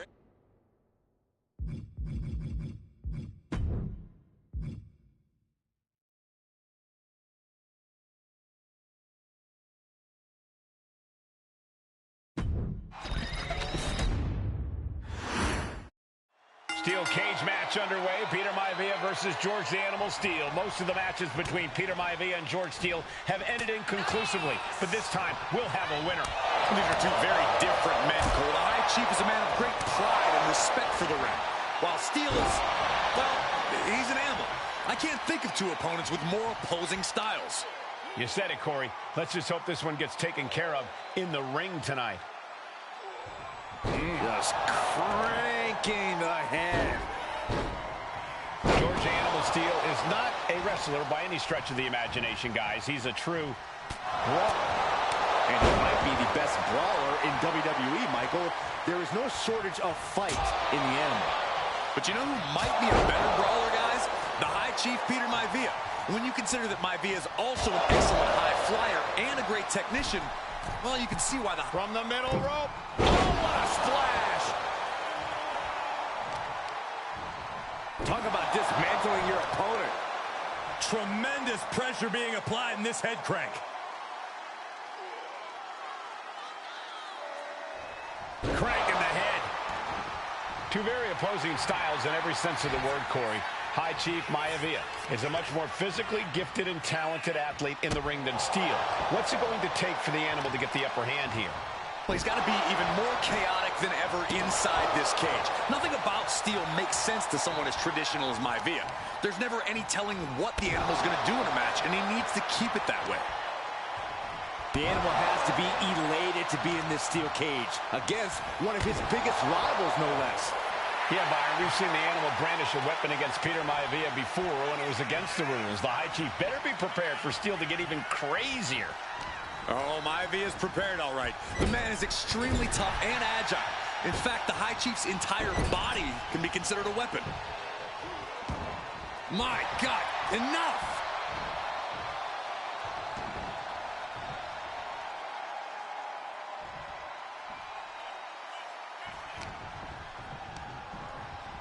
Uh-oh, look at this, launched into the cage. Boom! Gentlemen, we've touched on the differences between Maivia and Steele as competitors. One man based on order, the other on chaos. But he might actually get the win here. Not even a one count there. I can't believe the ref didn't get two here. Jarring European uppercut. The animal may be wounded prey at this point. The High Chief closing in on a successful hunt. Down with the vertical suplex.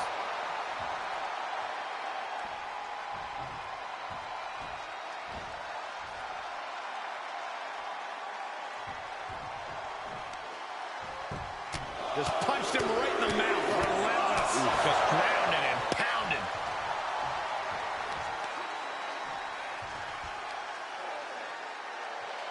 That's how you wear down your opponent.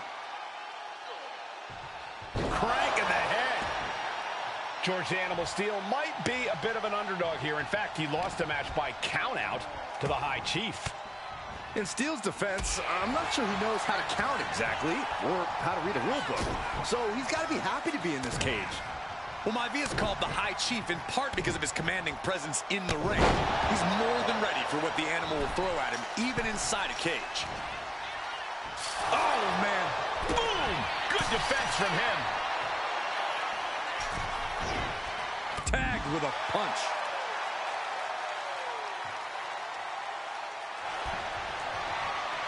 Each shot landing with a little bit more venom. Mistake made by Steele. Guys, I think he just got busted open. Oof, yeah, that does not look good. Can he continue like this? Exhaustion setting in, and neither one of them is letting up. The willpower, the sheer guts of these two.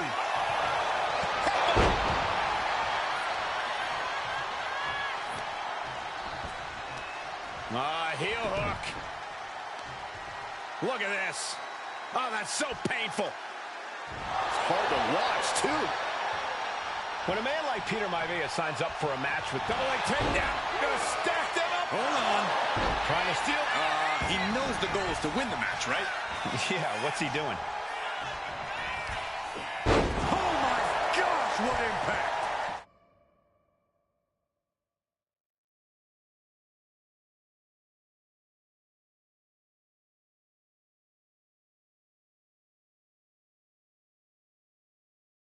Maivia just dominated the animal with that one. Uh-oh. Landing on the spine. No way Steele's coming back from that. Kicked out at one. Even the ref can't believe it. How the hell do you kick out of that? I have no words. Not even a 2 count? He wants it one more time. Oh, I might have just broken something. Does Peter Maivia have this sewn up? Kick out. Oh, my God. How? Kick out at one after that is unheard of. And you can sense the desperation.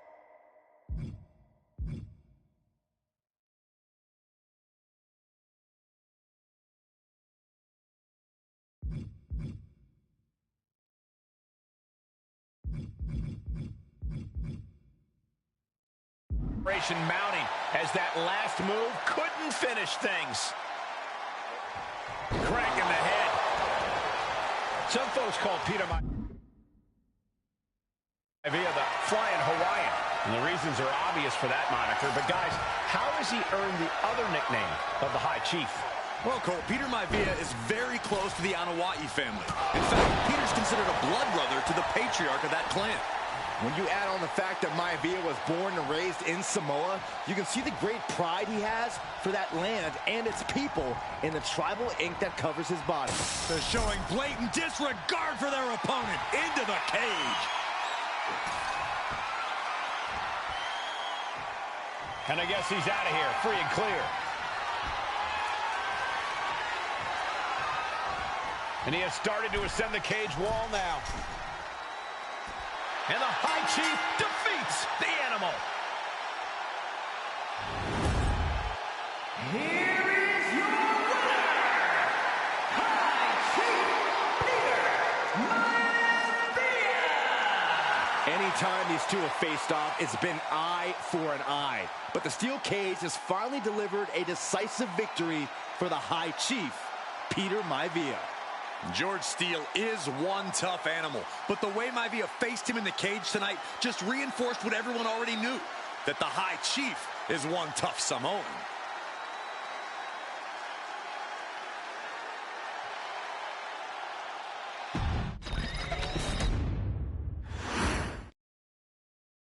She's not like most girls. She's also not like most WWE superstars. Nia Jax, the reigning queen of the ring, is a reckoning, a force of nature that blitzes right through her competition. A cousin of The Rock, Nia Jax arrived in NXT almost 10 years ago with astronomical expectations. Undaunted, Nia Jax would dominate early opponents, finding herself competing for the NXT Women's Championship mere months after her debut. It did not take long for those running Raw and SmackDown to take notice. Well, our next pick, Nia Jax! And Nia Jax would join the Raw roster as part of the 2016 Draft Lottery. And since joining the main roster, absolutely no one has been safe from Nia Jax. She is a two-time women's champion. She is a two-time women's tag team champion. She competed in the men's Royal Rumble match in 2019, even getting an elimination while in the ring. Nia Jax looking to eliminate. She does. She's battled standouts like Charlotte, Bayley, and Becky Lynch. And all the while, she has left undeniable destruction in her wake. In the ring, she applies many of the same tactics that once benefited Yokozuna, even using her own version of the Bonsai Drop, known as the Annihilator. And just like its namesake, if it connects, your night is over. And Nia Jax remains driven for even more success, jumping at any opportunity to prove her dominance. This last year, that included entering into the 2024 Queen of the Ring tournament after earning victories over Naomi, Jade Cargill, and Bianca Belair. Nia Jax would fight her way into the finals, taking on former NXT Women's Champion Lyra Valkyria. Valkyria built a lot of momentum, defeating Dakota Kai, Zoe Stark, and Io Sky to punch her ticket into the final at the Queen and King of the Ring. With an obvious game plan, Lyra would look to stick and move, avoiding the colossal attacks of her opponent.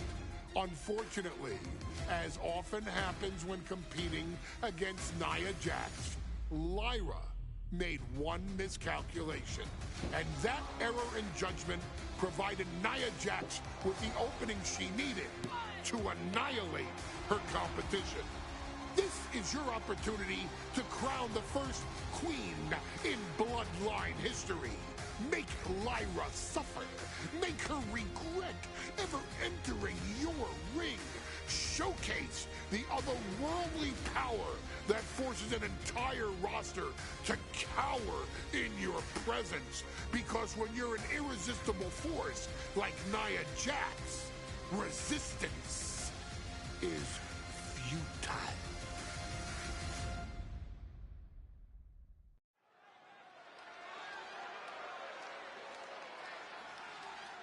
And now a dark horse will face an unforgiving titan in hopes to don the crown. Lyra Valkyria versus Nia Jax in the Queen of the Ring Finals. The following is the final match in the Queen of the Ring Tournament. Introducing first, from San Diego, California, Nia Jax. I cannot wait to witness what unfolds here. The irresistible force has been on a tear recently. And Nia believes the crown already belongs to her. Will Jax's menacing presence and sheer power be too much for Valkyria to overcome? Or can Lyra write a happy ever after ending to her Cinderella story?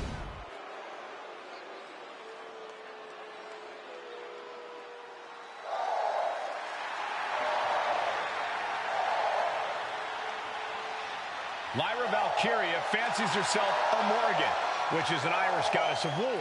As they were on the battlefield, they used to take the shape of ravens to fly around and decide who would live and who would die. That is what Lyra Valkyria is bringing to the ring here tonight.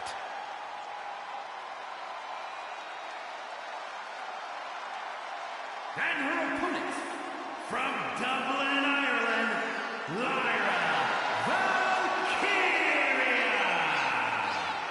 Lyra Valkyria may have read a little too much fantasy in her day, and now is reality. Lyra Valkyria is about to go toe-to-toe with a real-life, fire-breathing dragon in the form of Nia Jax. Nia Jax, who's in the best physical condition of her career, tonight will make someone. Will it be Lyra? Will it be Nia? We'll find out in a matter of moments.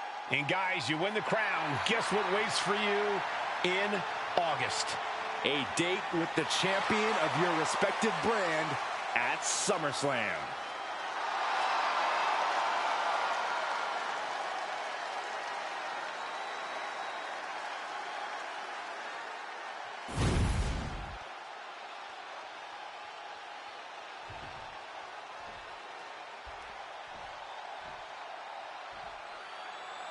And it's all come down to this. And Nia now misses wildly. Lyra goes up over the top. Nia's got it caught, though. Lyra trying to rely on her technique to bring down the irresistible force, but having no luck at the moment. I'm not sure this is going to work either. Jax just entirely too strong, but whoa! That was interesting. Oh, nice athleticism by Valkyria. Even Jax might be a little impressed. I wouldn't go that far, Saxton. Here comes Nia, just imposing her will on Lyra Valkyria. Again, Lyra showing how resourceful she is, applying the sleeper to Nia Jax. Lyra tried to hold on.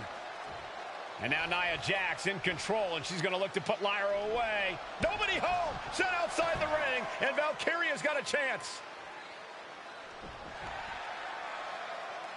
Huge window of opportunity. Right now for Lyra Valkyria to strike. Lyra may actually pull this off. Lyra may become queen. Lyra has the advantage. She has Nia reeling. But Lyra can't win Queen of the Ring with Jax on the outside. This match has to end in the ring. Anything can happen in WWE. It used to be a tagline, but it's the truth. And Lyra Valkyria is living it. Over the last 12 months, Lyra has already knocked off the likes of Becky Lynch and Io Sky, but she's never faced anyone the size of Jax. This is a first for her career. Nia Jax, Lyra Valkyria facing off in the finals of the 2024 Queen of the Ring tournament. Who will take home the crown? Back into the ring she goes. Heading out, but needs to be aware of the referee's count. Turn Nia Jax around there. Oh. In just a matter of minutes, we'll have our second Queen of the Ring. The first, of course, being Zelina Vega. But you've got to believe that Zelina will want a shot at whichever woman wins this. She beat the woman now known as Piper Niven that night, so you know Queen Zelina can strike down an enemy of any size. Drops an elbow.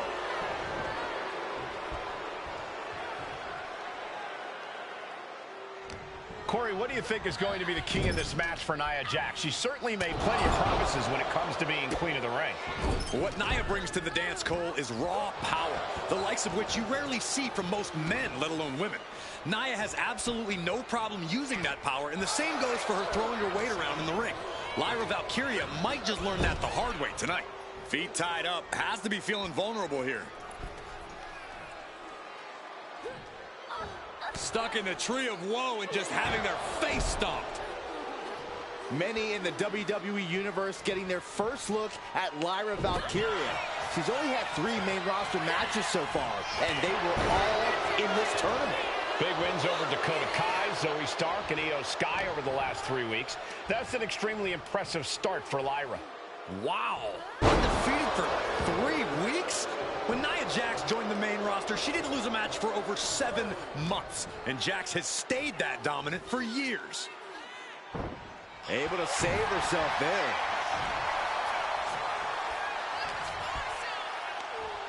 Uh-oh. Valkyria retaliates. One answer after another. Neither competitor giving an inch. Turns that away. There's so many moves at Nia's disposal that she can end this match with. For Lyra, not nearly as much. Yeah, I can't imagine it'll be easy for Valkyria to pick up Nia Jax.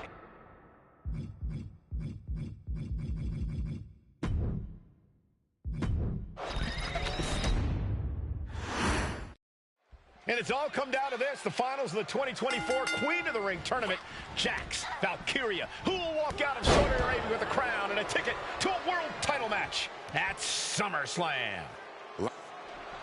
And Nia now misses wildly. Lyra goes up over the top. Nia's got a caught, though. Lyra trying to rely on her technique to bring down the irresistible force. Lyra has the advantage. She has Nia reeling.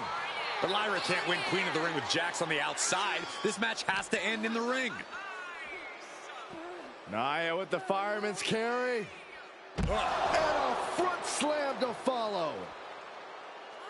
Lyra says she feels alive every time she flies, and that's what Nia has to avoid tonight, keeping Lyra grounded. The woman thinks she's a bird, Cole. What do you expect? It's symbolism, Graves. Front slam. Jax is showcasing her power right here. And the irresistible force is really keeping Valkyria grounded here.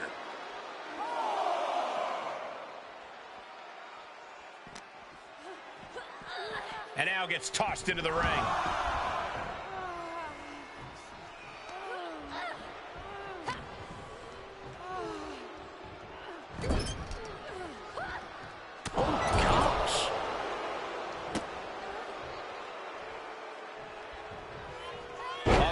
The door for Valkyria. Many in the WWE Universe getting their first look at Lyra Valkyria. She's only had 3 main roster matches so far, and they were all in this tournament. Big wins over Dakota Kai, Zoe Stark, and Io Sky over the last 3 weeks. That's an extremely impressive start for Lyra. Wow, undefeated for 3 weeks? When Nia Jax joined the main roster, she didn't lose a match for over 7 months. And Jax has stayed that dominant for years. Ooh. Series of strikes with major impact, all landing clean.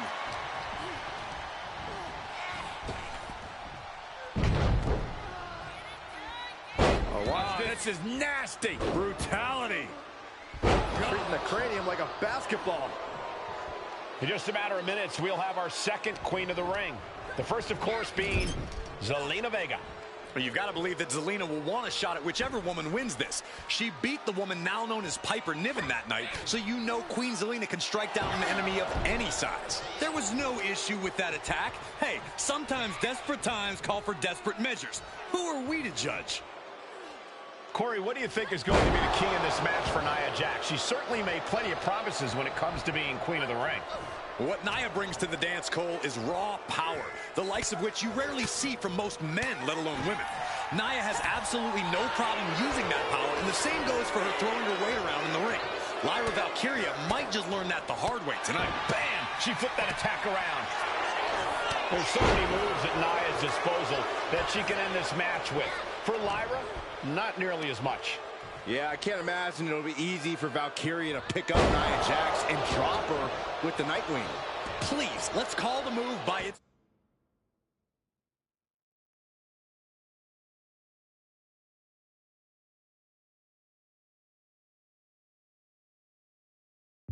real name. It's a Samoan driver. You think Nia Jax doesn't have the Samoan driver scouted? Stink face! The disrespect can be tasted in their mouth. Valkyria crushed in the corner by Jax. Squashing Lyra in the corner, and the beginning of the end may be near. And Nia now, with Lyra on her back, going to climb up to the second rope. This is a scary situation for Lyra. Oh, look at this. Maybe not. No way. There's no way. Oh, my. Oh, no. Good night, Annihilator. Here is your winner and the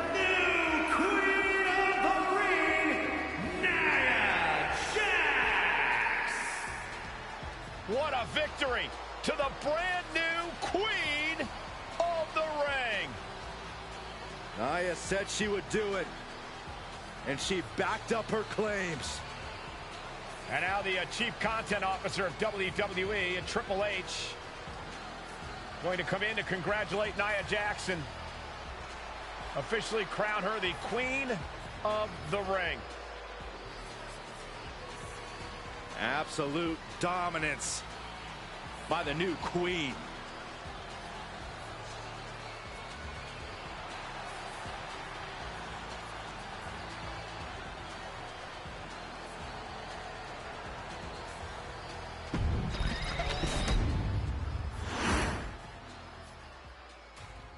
I'm sure you will agree with your wise man. Many WWE superstars say they will do whatever it takes in order to achieve success. Quite often, it's a bunch of BS. But if you're lucky, you may run into someone who is willing to look out for the group. Someone willing to make sacrifices. And for this family, there was no one better than Rikishi. After the Head Shrinkers run in WWE came to an end, Rikishi, then known as Fatu, would go on a journey of self-discovery. This journey would lead to him taking on the name Rikishi, a subtle nod to his cousin Yokozuna, as well as an opportunity to start fresh with a global audience. Well, my dad, you know, when he became the Rikishi character, when you think about Samoan wrestlers, right, or mean, or aggressive, he made it like his own flavor, right? You know, he had the blonde hair, still carried the aggressiveness, but I think he just wanted to add like a little flavor to it. But it became even more popular to our culture. Rikishi blitzed WWE from the jump, devastating opponents with new tricks and winning people over with his fat-ass dance moves. That Rikishi is fat, all right. P-H-A-T. And with this wave of newfound momentum came even more success, with Rikishi capturing the WWE Intercontinental Championship and displaying incredible athleticism in iconic moments like when he dove off the top of the steel cage. The year 2000 belonged to Rikishi. But little did anyone know, Rikishi held a dark secret regarding a decision he'd made not for his own benefit, but for the benefit of the family.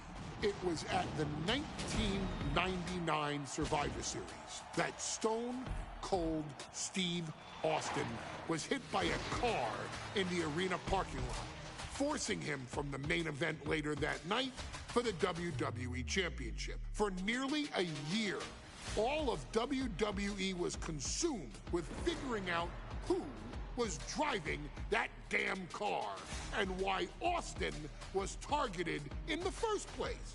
The verdict came in. The car was driven by Rikishi. Rikishi would stand strong. Stone Cold Steve Austin. I didn't do it for me. I did it for The Rock. What?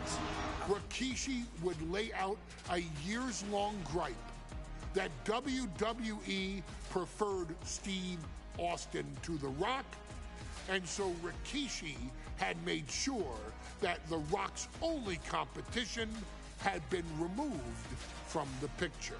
Rikishi sacrificed his own popularity to reach this goal.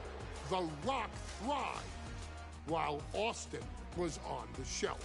For Rikishi, the struggle and fall was all worth it. Rikishi knew that he would eventually have to face off with the Texas Rattlesnake to answer for his sins. And he welcomed that meeting with open arms. What Rikishi was unprepared for was for WWE to stack the deck entirely, looking to make Rikishi pay for taking out their golden goose.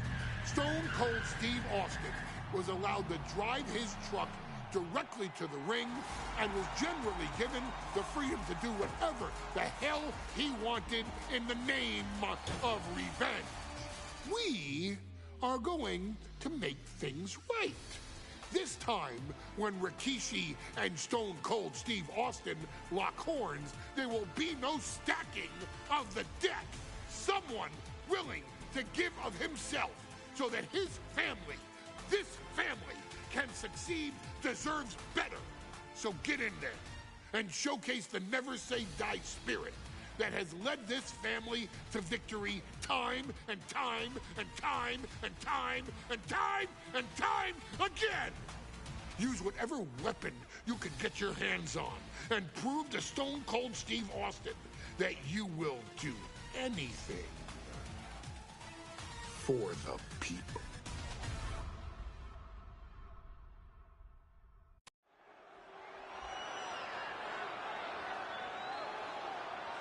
Is it legal to not show up? Rikishi has brutalized Austin lately. Austin will be here, Byron. I just refuse to think anything else. The following contest is scheduled for one fall and is a no-holds-barred match. Introducing first, from the Isle of Samoa, weighing in at 424 pounds, Rikishi! We have learned more about Rikishi in the last couple of weeks than we knew about him his entire career here in WWE. He said he ran over Austin not for himself, but for The Rock. Right, and now he's coming out here, and I guess if Austin doesn't show up, the general manager is going to have to come out here and declare this is a forfeit, and Rikishi's going to win it. This man makes me sick.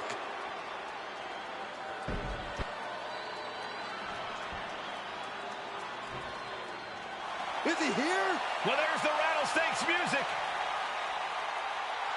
He's here. Austin's here. Stone Cold Steve Austin came here with no fear, no hesitation, just revenge. His opponent, from Victoria, Texas, weighing in at 252 pounds, Stone Cold Steve Austin! Austin fought for his life to make it back here, to make Rikishi pay. Now there is no way Rikishi can escape the Texas Rattlesnake. It's been almost a year since Austin competed in the ring. Austin is a man possessed. Rikishi feels good about running over Austin and said he'd do it again. That man is sick.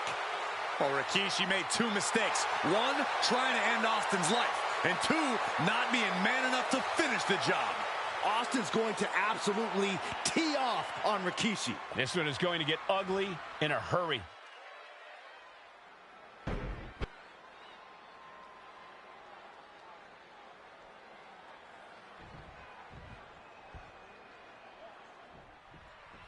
We now know the sick, demented side of Rikishi.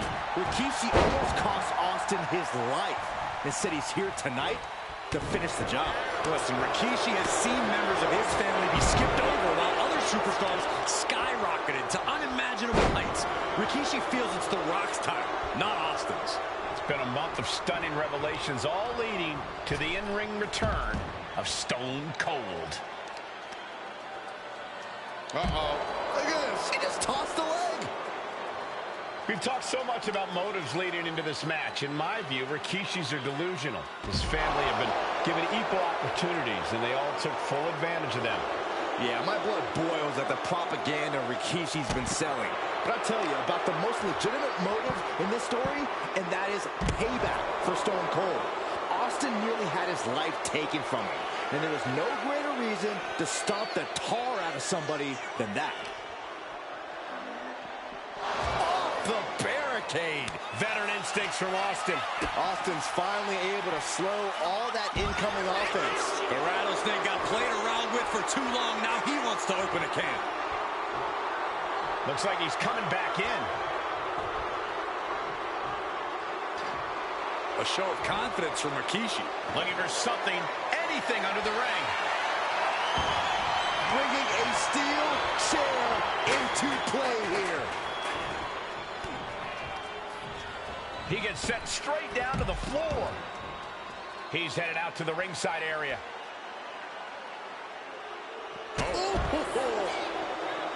And though The Rock wants nothing to do with this altercation, we have to mention the sadness Rikishi has brought to him. Rock might be innocent in this whole ordeal, but I feel that somewhere inside his soul, The Rock is happy with what Rikishi's done. The Rock is proud to have Rikishi and his family. Well, Corey, what kind of lies are you trying to spread? We've heard Rock say Rikishi deserves what Austin is going to bring him. There's no family pride in that statement. I'm just saying that blood is thicker than water, and it's been an easier ride for Rock without Austin in the picture.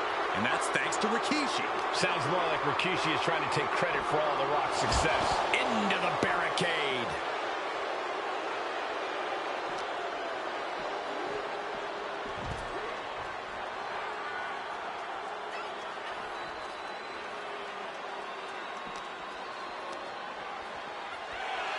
And looking at my monitor, it just makes me sick to my stomach watching Rikishi. This is a man who has no remorse and feels justified for running Austin down like a dog. Look, to be devil's advocate, you've got to look at Rikishi's perspective. He's proud of his Samoan lineage and saw an opportunity to give his people a leg up in the Shark Tank that is WWE. Are you serious, Corey? Rikishi ran over another human being. We are fortunate that it only put Austin on the show for 10 months instead of his whole life. It's sick that you would even condone what Rikishi did. Don't twist my words, Saxton. I'm not saying I condone Rikishi's actions. I'm just saying I understand them. He's making his way to ringside now. Now Rikishi has the firm upper hand. Rikishi with an onslaught here against Austin. Austin and Rikishi trading heavy artillery on the outside, and here comes the rattlesnake. Stone Cold Steve Austin fired up and revenge on his mind. You got to think about how bad Austin has wanted this ever since Survivor Series last year. Been dying to get his hands on Rikishi. All of that venom, all of the vitriol inside of Austin being unleashed on Rikishi right now. Remember, this is no holds barred. Anything goes. Austin has Rikishi down. The rattlesnake is red hot. And do you hear this capacity crowd? They want more from Stone Cold. All that he wants to see Rikishi get beaten down like a pile of human filth. And we know how despicable Rikishi has been. But to throw vinegar on the rattlesnake's nest, Rikishi goes and destroys Austin's truck with a sledgehammer. Well, hell hath no fury like a man who has his car tampered with. It's just extra motivation for every fist Austin lands in this fight. Anything Austin is trying is being suppressed. No one holding Rikishi's family down now, taking out all those years of frustration on Austin here. Oh, man, what is the esophagus?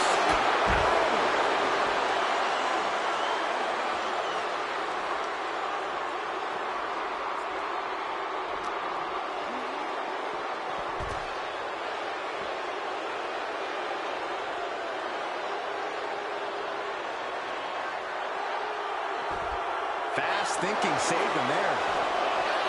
And Rikishi lately has been calling himself a visionary, a pioneer. All a bunch of garbage, if you ask me. Well, those aren't self-imposed labels, Cole. Those labels are coming from the family, coming from a group of wrestling legends who are proud of Rikishi for standing up. And Rikishi slows Austin down with a thunderous right. Austin's in trouble. And now steel chair. Oh, and Austin, he just averted disaster there. And now Austin gonna deliver the punishment with the steel chair.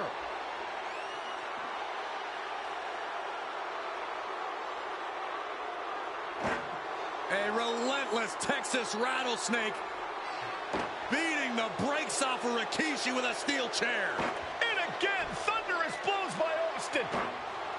Down goes Rikishi. Austin beating the hell out of him. I know Austin has good reason to be doing all this, but he could be taking it too far at this point. I don't think the rattlesnake has taken it far enough, Corey. Austin wants to put Rikishi's life in danger, just like Rikishi did to him.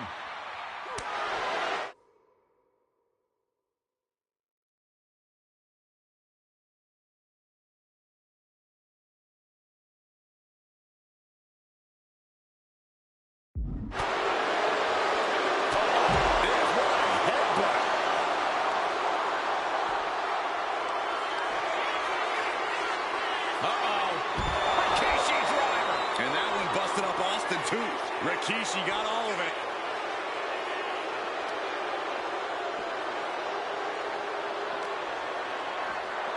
brought back into the ring from the floor now.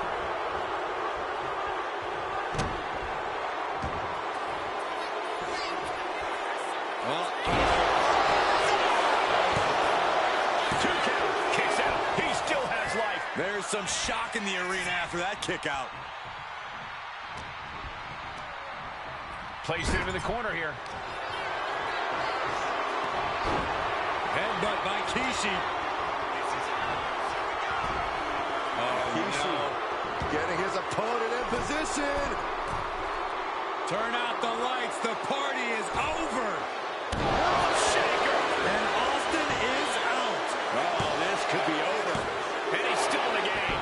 Unbelievable tenacity on display from Stone Cold. Austin simply refuses to quit. That was plan A, and it didn't work. He must be thinking about plan B at this point.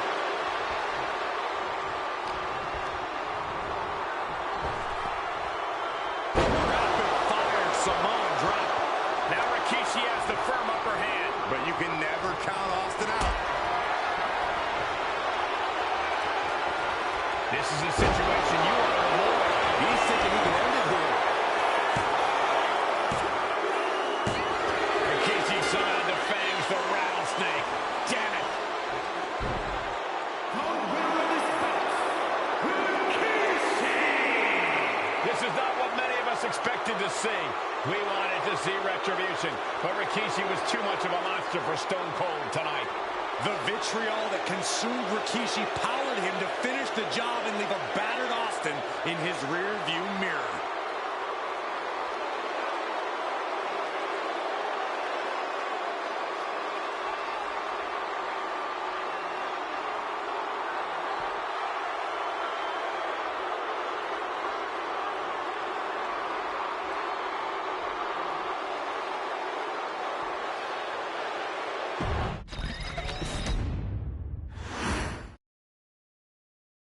His arrival signaled impending doom. His very presence was enough to intimidate even the bravest WWE competitor. His name itself simply meant the end. And if you found yourself standing across the ring from Umaga, you were most certainly coming to the end of your own road. The younger brother of Rikishi, Umaga, was every bit the Samoan bulldozer that his nickname would suggest, mauling opponents with ease, relishing the chaos that he created. A menace to the entire roster, an unrepentant badass, Umaga tortured his prey with high-impact collisions before ultimately sealing their fate with his vaunted Samoan spike, a vicious move used today by Solo Sikoa. Inside the ring, man, he was just a complete monster. Anybody that stood in front of him, he was going to wreck him no matter what he had to do. He was just a crazy, wild Samoan. Outside of the ring, man, just a loving guy to be around. A fun uncle.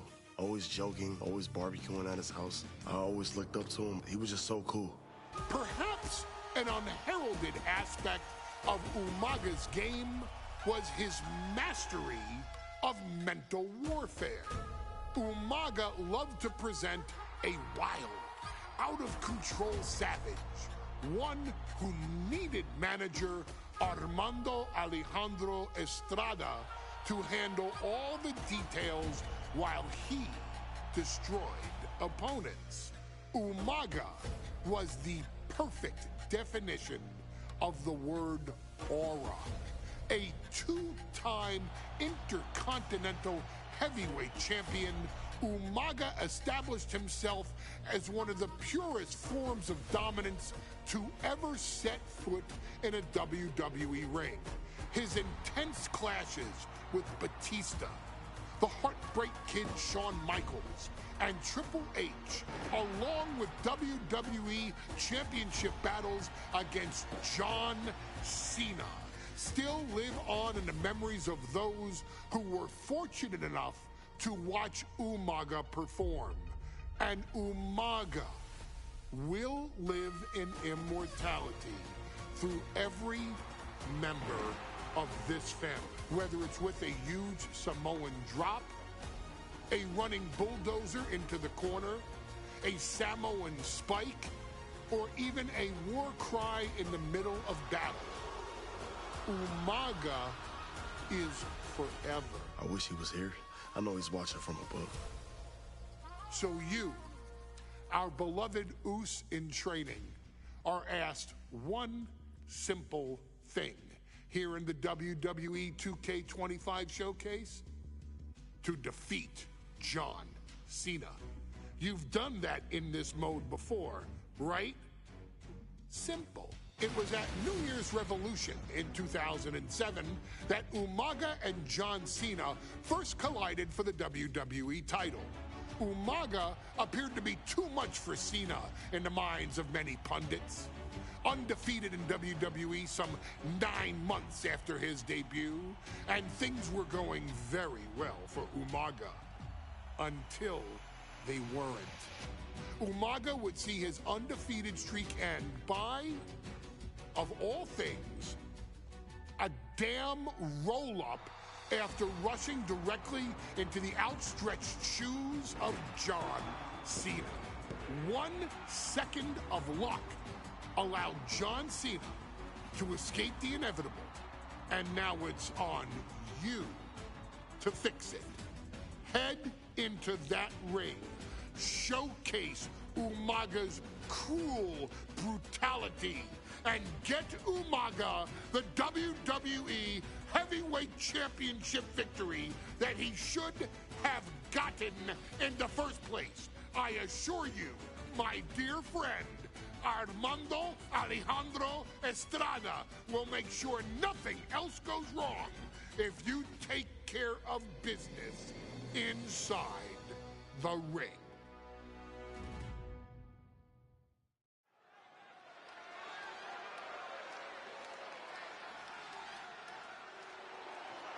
Well, ladies and gentlemen, here he is. He could be the next WWE champion, the near 400-pound Umaga. A man that since debuting right after WrestleMania 9 months ago has remained undefeated. And Umaga has been in the ring, Byron, with the best of WWE. This man looks, moves, and sounds like a movie monster. Except Umaga is for real. He is a Samoan bulldozer, an 18-wheel version with a mean streak. Big, athletic, strong, and probably going to outweigh John Cena by well over 100 pounds. Since 1963, the WWE title has only changed hands twice here in Kansas City. That's twice in the last 47 years. But Umaga is a scary human being, and he can easily change that trend right here tonight.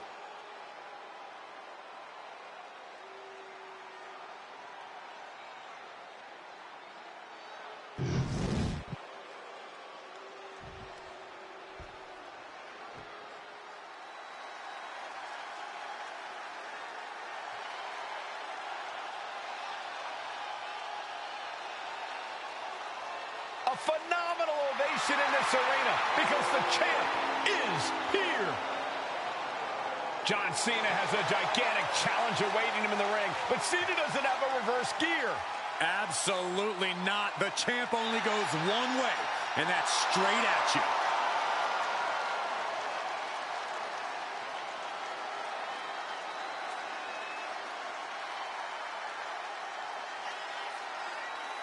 John Cena, a 3-time WWE champion, the handler of Umaga, Armando Estrada, trying to control this undefeated challenger. Once the bell rings, these two are going to go at each other full force.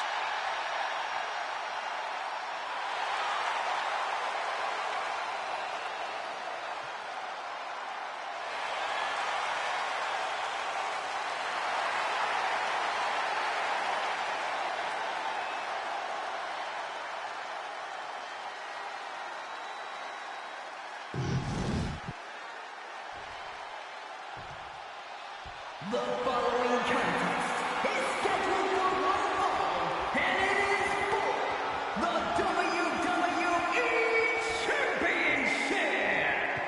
Introducing first, the challenger from the Isle of Samoa, weighing in at 353 pounds, Umaga!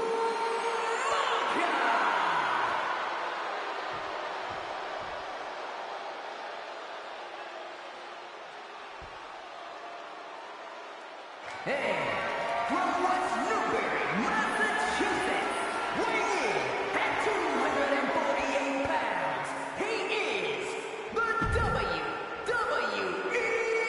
Champion, John Cena!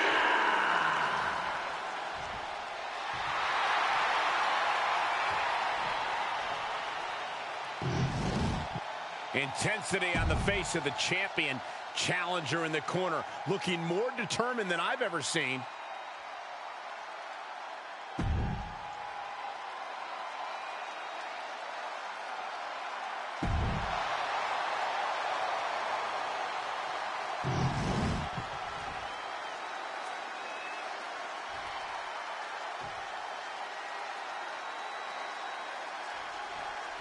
Here we go with the WWE Championship on the line. John Cena versus the Samoan Bulldozer Umaga. Big fight feel here in this building.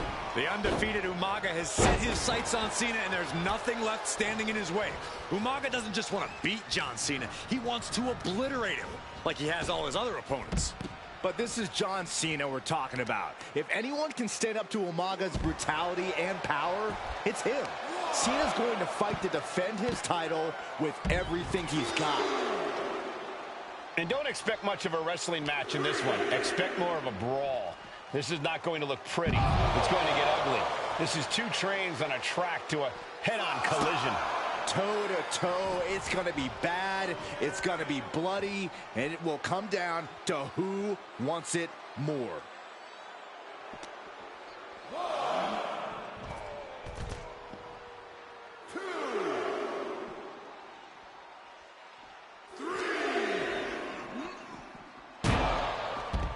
You see Cena's legs bend awkwardly off the steel steps. Umaga really pinpointed a target with that attack.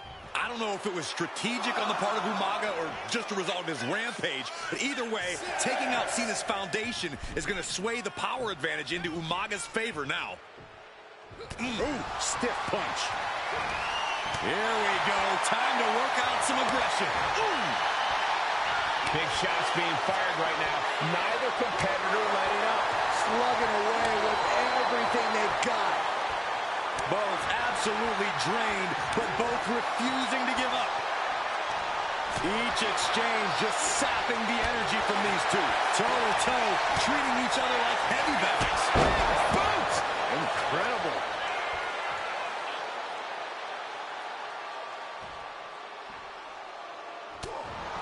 Stamina is going to be a key factor in this match tonight. Can Cena weather Umaga's vicious attacks? Can Umaga keep up the offensive pressure as Cena drags this into deep waters? I think you're right, Cole. This might just come down to who has more gas in the tank.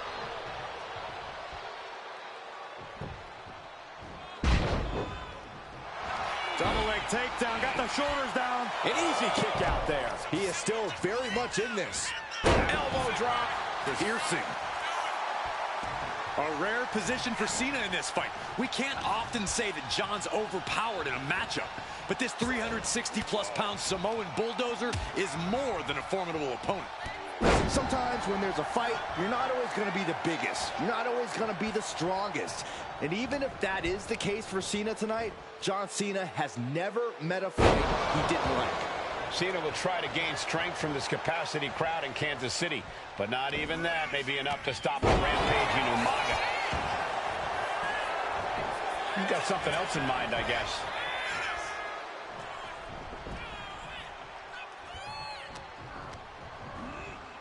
And gets sent right into the corner. Oh, compressed in the corner. And Umaga, of course, coming from a very rich heritage. Some of the greatest athletes in any sport come from the Samoan heritage. Umaga's aggressiveness can be traced back to his bloodline. When you're fighting a Samoan, you are battling a tough, scary human being. Oh, from the rope. Super kick! Gosh. And with the attacks Umaga has been delivering, you have to think about internal injuries mounting on Cena now. And Cena flattened in the corner. Umaga's just overpowering him. Look at the strength. Into the corner, just setting Cena up. You have to start to ask yourself, is the end of John Cena near? I think so. Look out! A headbutt. No one has been able to stop Umaga. No one. You are seeing why Umaga is undefeated. Why no one has been able to stop the Samoan Bulldozer. Here comes Umaga, and Cena catches him with a boot. John Cena from behind, rolls him up, shoulders down, and a kick out by Umaga. And Cena immediately back into the clutches of Umaga. I'm not sure what else Cena can do here. I'm not sure John Cena knows how to stop Umaga. And Corey, you know there's no force equal to being on the receiving end of a headbutt from Umaga.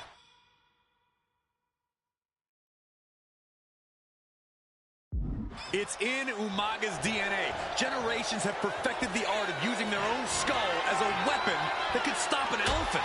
He turns it around on Umaga. Sometimes I look at Umaga and it just scares me. I think he forgets that he's even in a championship match. Estrada is very aware of it, but Umaga sometimes looks oblivious to what's going on, other than the fact that he knows he's supposed to hurt his opponent. Having no conscience is what has set Umaga apart. If he gets confused and the bloodthirst takes over, that's where Estrada becomes useful by directing Umaga back to the ultimate goal. I think Umaga just doesn't know when to stop attacking.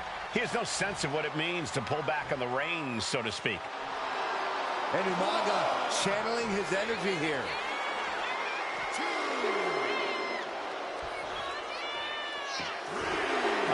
Will he get on with it already? This is a fight.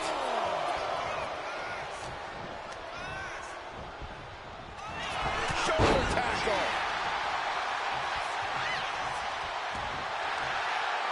Cena looking to tie his opponent up. STF is in. STF is in. John Cena, the patented STF. He's tapped. He got him. He got him. Cena got him. Here is your winner, and still the WWE. Here we go with the WWE Championship on the line. John Cena versus the Samoan Bulldozer Umaga. Big fight feel here in this building. The undefeated Umaga has set his sights on Cena, and there's nothing left standing in his way. Umaga doesn't just want to beat John Cena. He wants to obliterate him, like he has all his other opponents. But this is John Cena we're talking about. If anyone can stand up to Umaga's brutality and power, it's him. Cena's going to fight to defend his title with everything he's got. He wants this fight on the outside. Big headbutt to the guts. Cena tonight attempting to do something no one else has been able to do.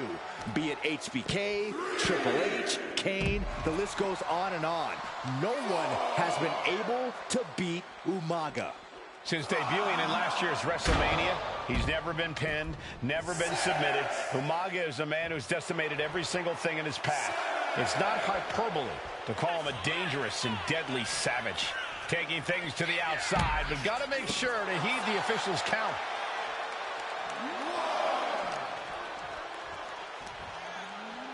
Up on the shoulders. Down in a hurry. He'll make his way to the ring. And Umaga signaling to the WWE Universe, but he's giving his opponent a lot of time to recover. Whoa. Umaga is truly a specimen to marvel at, Corey. And his handler, Armando Alejandro Estrada, knows he has a thoroughbred on his hands.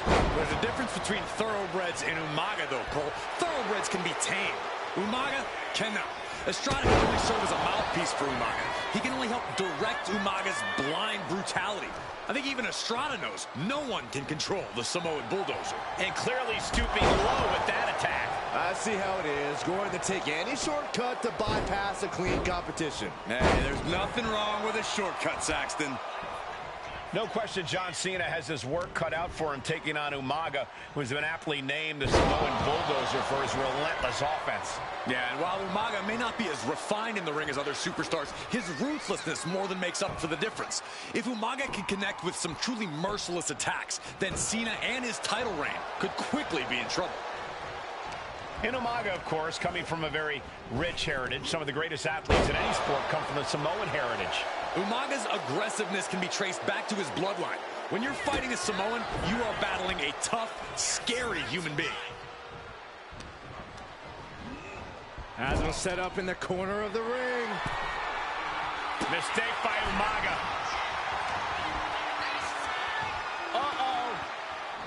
Umaga with a retaliation. Umaga heading top rope. From the top. Oh, he paid for that. High risk. Oh, my God. Right over the top and hit hard. Really taking charge by just chucking the champion outside the ring like that. And I could look at Umaga, and he reminds me of Yokozuna. His unmatched thickness and size is an orthodox offense. Look at Umaga's thighs, his calves. They give him a great power and a great base. It makes him almost impossible to knock off his feet. He's thick, he's strong, he's nasty, and he won't be slowed down. Action now right here in front of us. Guys, we may need to move soon. Moving into the ring. He doesn't have much time to get back in the ring.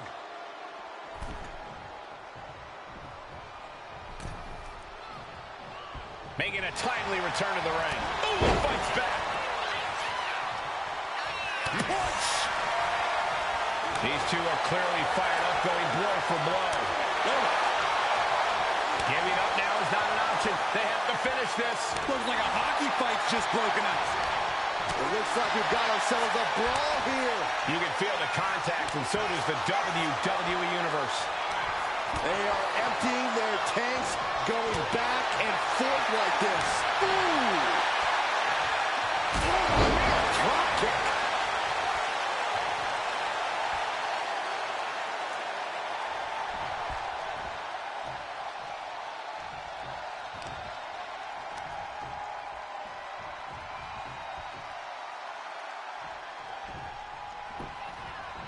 Super kick! Gosh! Running heel kick!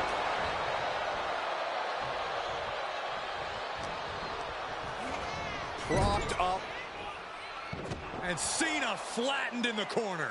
Umaga's just overpowering him. Look at the strength! Into the corner, just setting Cena up. You have to start to ask yourself, is the end of John Cena near? I think so. Look out! A headbutt. No one has been able to stop Umaga. No one. You are seeing why Umaga is undefeated. Why no one has been able to stop the Samoan Bulldozer. Here comes Umaga, and Cena catches him with a boot. John Cena from behind, rolls him up, shoulders down, and a kick out by Umaga. And Cena immediately back into the clutches of Umaga. I'm not sure what else Cena can do here. I'm not sure John Cena knows how to stop Umaga. And Corey, you know there's no force equal to being on the receiving end of a headbutt from Umaga. It's in Umaga's DNA. Generations have perfected the art of using their own skull as a weapon that could stop an elephant. He counters with a great reversal. Sometimes I look at Umaga and it just scares me.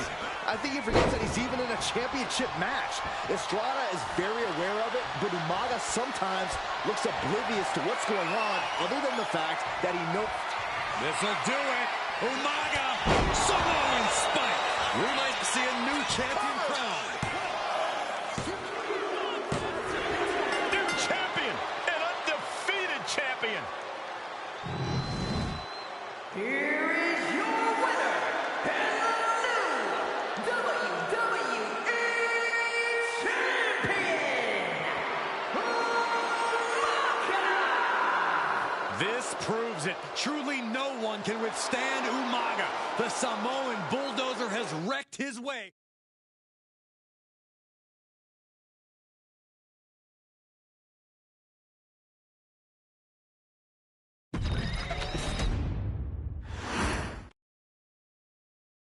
Hey, in WWE, things move really fast. If you aren't present in the moment, it can feel like a year goes by in only 2 or 3 minutes. That's why you always have to make time to make sure that you check. Hold on.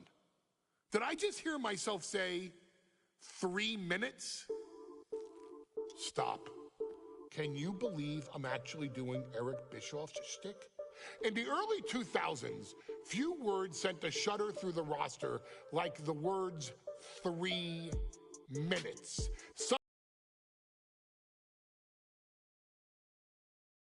Known as the 3-minute warning. Initially hired by the aforementioned Raw General Manager Eric Bischoff to interrupt anything he didn't find to be entertaining. You're just not entertaining me. 3 minutes are just about up. The two instantly made their mark in WWE with their complete and total decimation of anyone that was targeted. Their formula was really simple.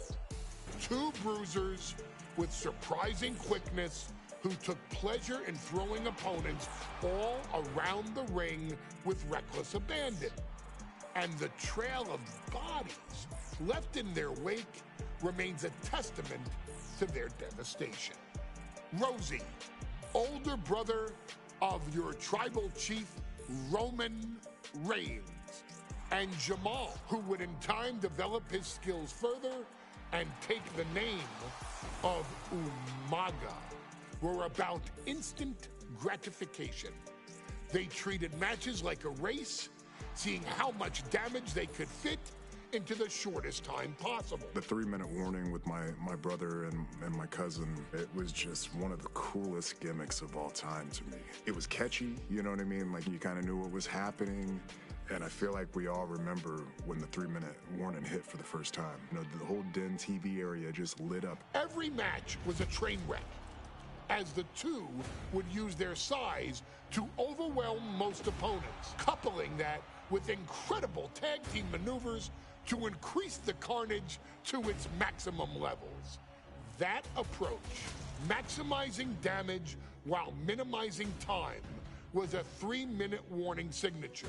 The team itself saw its run in WWE last for a little over a year, but in that time managed to make such an impression with the WWE Universe that it still resonates today. They are proof of the impact anyone can make if they capitalize on their opportunities, as 3-minute warning did every single time. It was a short-lived gimmick, but it was a really cool gimmick, and I just think it shows the versatility of, hey, if you need us to go out there and tell you a Broadway story, I'll cover 2 hours if you like. But if you need us to come out in 3 minutes to make an impact, we can do that too. But you gotta be really good to be thrown in there with the very, very best in the industry. I'm getting all pumped and proud, you know, for my brother and my cousin right now, just thinking about it. Here in the WWE 2K25 showcase, we have selected another team that embodies the same mindset in Akam and Razor the AOP. Similar to Jamal and Rosie, these two look to inflict the most pain in the most efficient manner. Like 3-minute warning, AOP happily dispatches when summoned.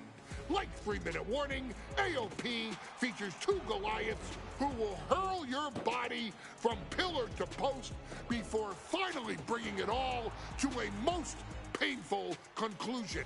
It's up to you in this Extreme Rules contest to beat the AOP to the punch and showcase the Wrecking Crew approach that made 3-minute warning the premier bruiser squad in all of WWE. And don't worry, we will give you more than 3 minutes to make that fact perfectly clear. As a matter of fact, take your time and enjoy dishing out the punishment.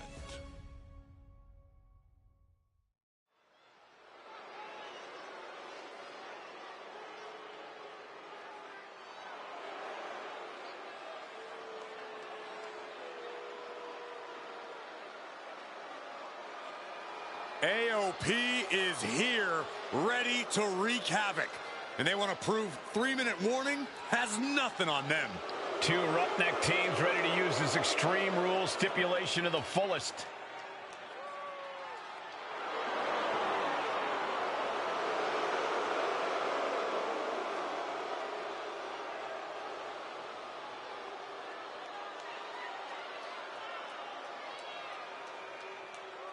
The following contest is a tag team Extreme Rules match and accompanied by Paul Ellering at a combined weight of 620 pounds. Akon and Razor, the authors of pain. AOP look unintimidated by the task at hand. They are totally prepared for the merciless tandem of 3-minute warning. You know, there's actually a lot in common between these two teams in terms of tactics and physicality.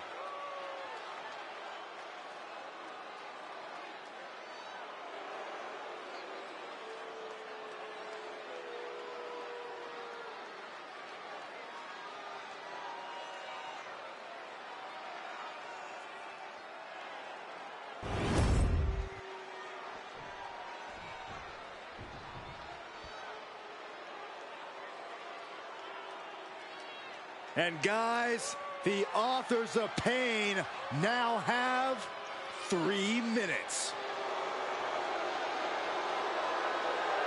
And at a combined weight of 770 pounds, Rosie and Jamal. 3-minute warning. Authors of Pain versus 3-minute warning is a recipe for brutality and ruthless carnage. And that's an irregular match, Cole. This is Extreme Rules. These two hit squads are going to tear each other apart. 3-minute warning made a career out of demolishing anyone who got in their way. Why would AOP be any different? Because that's exactly what AOP does too. They play the same game as 3-minute warning. We got 3-minute warning and the Authors of Pain clashing tonight in what should be a harrowing Extreme Rules match. Considering the teams involved here, it comes as no surprise that we have medical teams standing by backstage. Yeah, these are two of the most merciless and physical teams we've ever seen. Lasting bodily harm isn't just highly probable in this match, it's essentially guaranteed. I, for one, can't wait to see what these teams do with the rules thrown out the window. They're free to be as creative as they want in their pursuit of absolutely annihilating one another. Man, Rosie and Jamal, Akon and Razor representing the biggest... From the top! Diving headbutt! Someone get the spatula. We have a human being to scrape up. Not time to expect victory yet. Isolating their opponent's arm and delivering nasty stumps. You want to control the tempo, you want to dictate the pace. That right there is how you do it. He is looking to do some serious harm. He's looking for an implement of destruction under the ring. If you're looking to cause quick, sharp damage, you can't go wrong with the kendo stick. Superstars setting up. Pay special attention to Rosie in this matchup. 6'5", 375 pounds. The man can run a 40-yard dash in 4.8 seconds. This guy is a pure athlete. Rosie played high school football with a legendary running back before playing college ball in Hawaii. Imagine being pancaked by the force Rosie brings.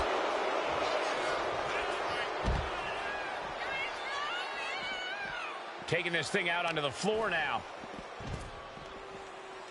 Oh, look at his aggression, just pure brutality. Come on, easy. It goes without saying that there is a certain disdain for your opponent when you pull off something like that. And he throws the opposition back into the ring.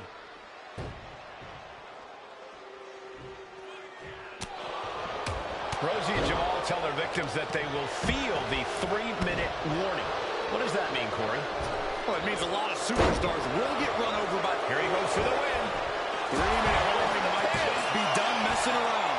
This is where great cardio makes all the difference, helping you stay alive deep into the match. This is just nasty. And that toss got some hang time. Getting dangerously close to our announce table. He's climbing the turnbuckles to the top. Looking for something big here. Carefully measuring, waiting to strike. Look out. Going to the aggression. Looking to put this one away here. 3, no. What do you have to do to put this guy away? Nice takedown. Stack them up. Turns the tables. Shoulders down. He's absorbing a lot of damage here.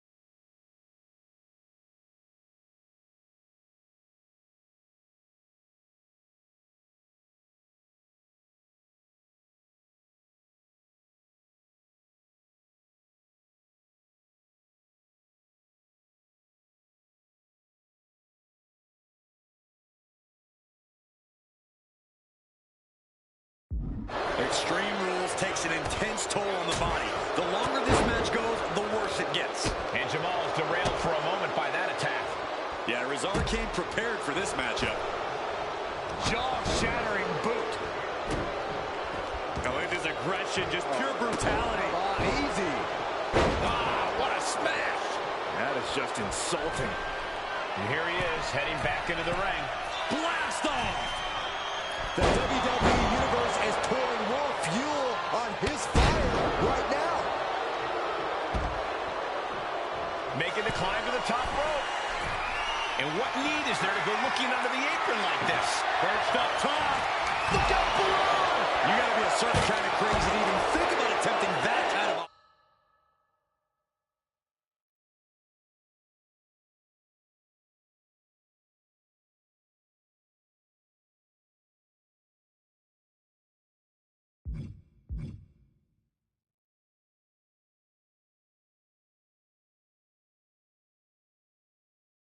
offense, but I can't say it didn't pay off.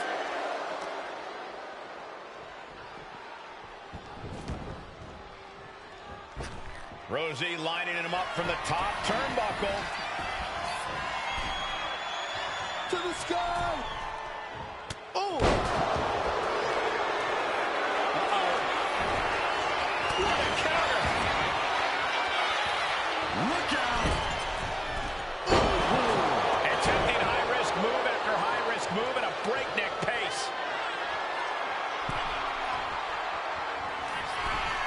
Taking flight. Oh, that's it. What a splash. Forget it. AOP just fell to their demise. Beautiful transition. And now the cover. 2. Rosie and Jamal survive Extreme Rules. Here are your winners, Rosie and Jamal. 3-minute warning. Gotta give it up to 3-minute warning. In a contest between two of the most badass squads we've ever seen, they were the tougher competitors. Yeah, but AOP certainly made 3-minute warning earn this win. Just think about all the carnage we witnessed here tonight.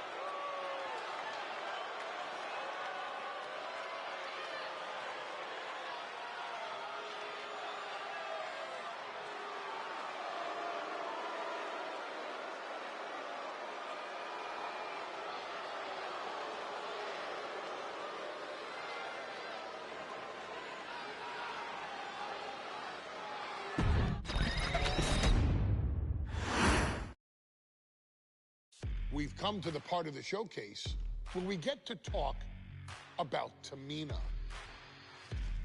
Ever since walking in WWE, shoulder to shoulder with the Usos, Tamina's alliance with this dynasty has never been in question. I remember watching Monday Night Raw, and I seen Tamina debut with my brothers. It was a pretty cool, dynamic, right? Two of my brothers and Tamina. Together, Tamina and the Usos helped each other navigate through a trial-filled first year in WWE, making sure they all survived together. In later years, Tamina has formed alliances with both Naomi and Nia Jax, honoring this family's connection. While Tamina has looked to create her own name in the industry, she has never missed a chance to acknowledge her place in this family either. Trained by Afa and Sika, the wild Samoans, Tamina was instilled with the same instincts that have carried each member of this family to wrestling glory. Her in-ring approach is similar to many in the bloodline. Quick striking, high-impact attacks, and smothering holds. As capable with a super kick or a big splash as anyone else, Tamina has maintained a remarkable level of success in her WWE career.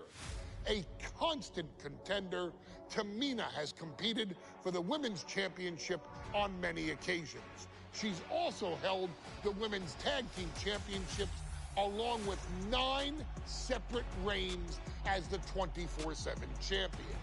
Tamina has proven capable in any environment against any opponent. Tamina is always the perfect test for a rising contender.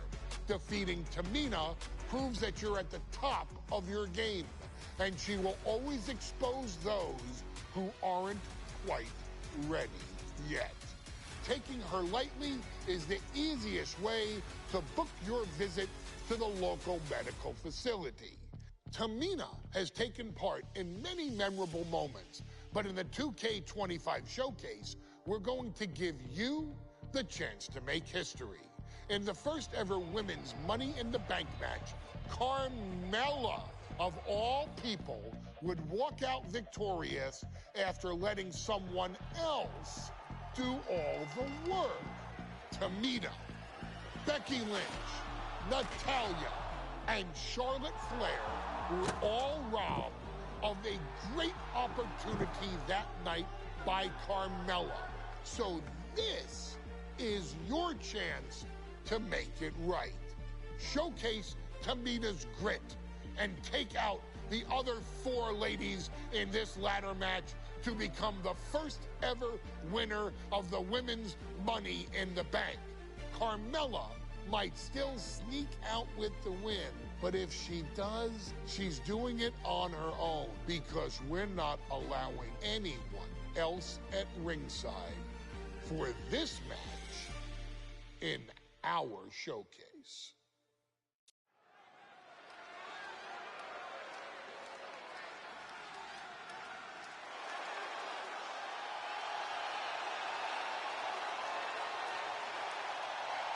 We are making history tonight here in St. Louis, the first ever Women's Money in the Bank ladder match.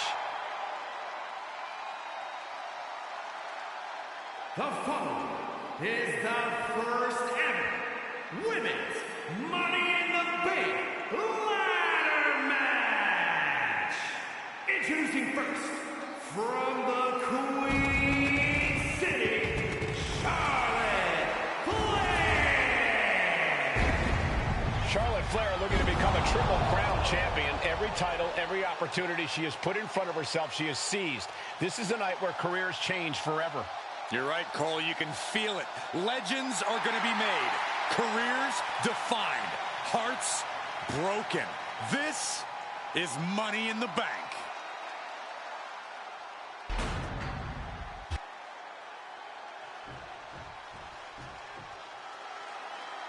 And Byron, Becky Lynch with a very astute point. I rip off arms. You can't exactly climb a ladder with no arms.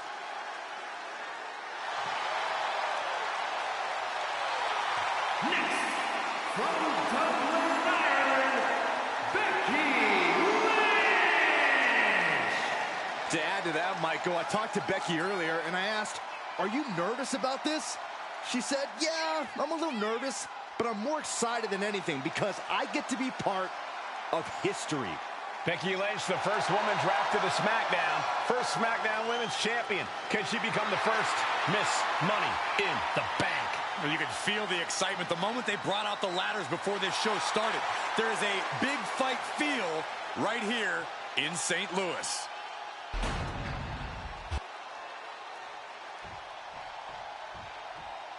There's a big fight coming. Tamina, perhaps the most dominant superstar in this match. And I guarantee she is not fazed by taking on 4 different opponents in a ladder match. From the Pacific Islands, Tamina! This is a milestone moment that is being watched all over the world. And Tamina is hoping to live up to her family's legacy. She wants that briefcase. She wants that title. It's in her blood.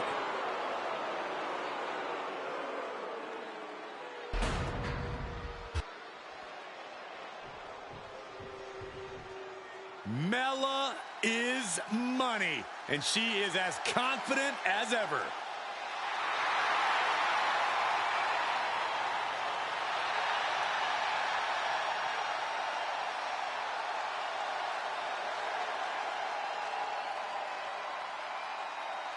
Making her way to the ring from Staten Island, Carmella! Byron, Carmella's made a couple of good points recently, saying, I was the last woman drafted in the WWE draft last summer. How big of a chip is on her shoulder? Oh, she's got a huge chip on her shoulder. And also, don't forget, Carmella has had some major victories lately, so she has all the fuel you could need heading into a match of this type.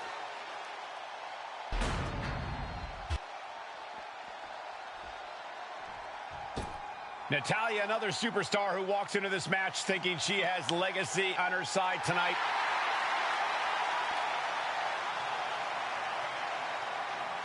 And from Calgary, Alberta, Canada, Natalya!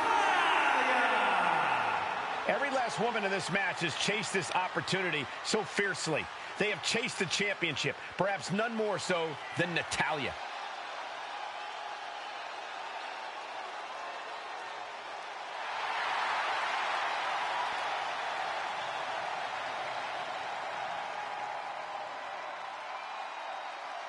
Winning Money in the Bank would certainly go a long way to helping Natalya prove she too is the best there is, the best there was, and the best there ever will be. Winning that briefcase is like taking the proverbial express lane to success. Charlotte, Becky Lynch, Tamina, Carmella, Natalya, all with a chance to make history. All with the opportunity to be called the first ever Miss Money in the Bank. The revolution that became an evolution only continues in the women's division. One of these women will climb the ladder and earn the opportunity of a lifetime. Looking at the playing field, the majority of these women love to utilize their submission offense to put opponents away. Tapping someone out won't win this match, but these women should not shy away from using the biggest weapons in their arsenal. We've heard Becky say she was going to rip arms off tonight. You can't exactly climb a ladder with no arms. Such a dangerous setting for all these superstars. Ladders are everywhere. Each competitor is only limited by their imagination. Your head has to be on a constant swivel. Ladders will be used as weapons. Anything can happen to get that briefcase. Oh, right to the throat. And she heads out to the floor. Obviously was in need of a breather. Back suplex. Is there anyone more intimidating in this group than Tamina? I've said it before. It could be a coming out party for Tamina. This is her time to live up to her family's legacy. If Tamina wins the contract, it guarantees her first title opportunity in over 2 years. More than an opportunity, it pretty much guarantees Tamina will become the next women's champion. Throws her back in from ringside. Ooh.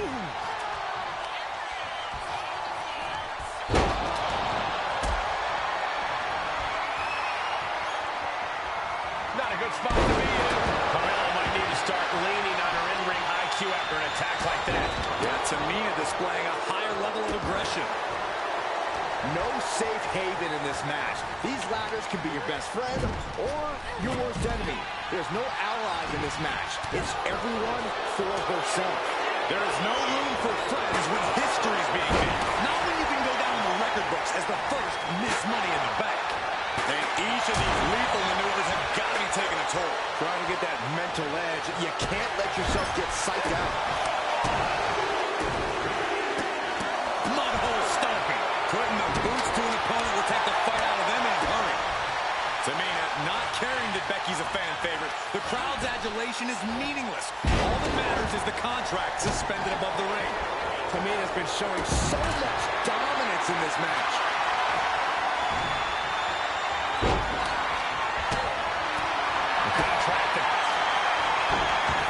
Take down to the mat. Whoa, bridging. Fujiwara armbar. Man, that's cinching it in. Look at the torque on the shoulder. Submission maneuver is locked in, just sapping her out of energy. She needs to break free and get back in this fight.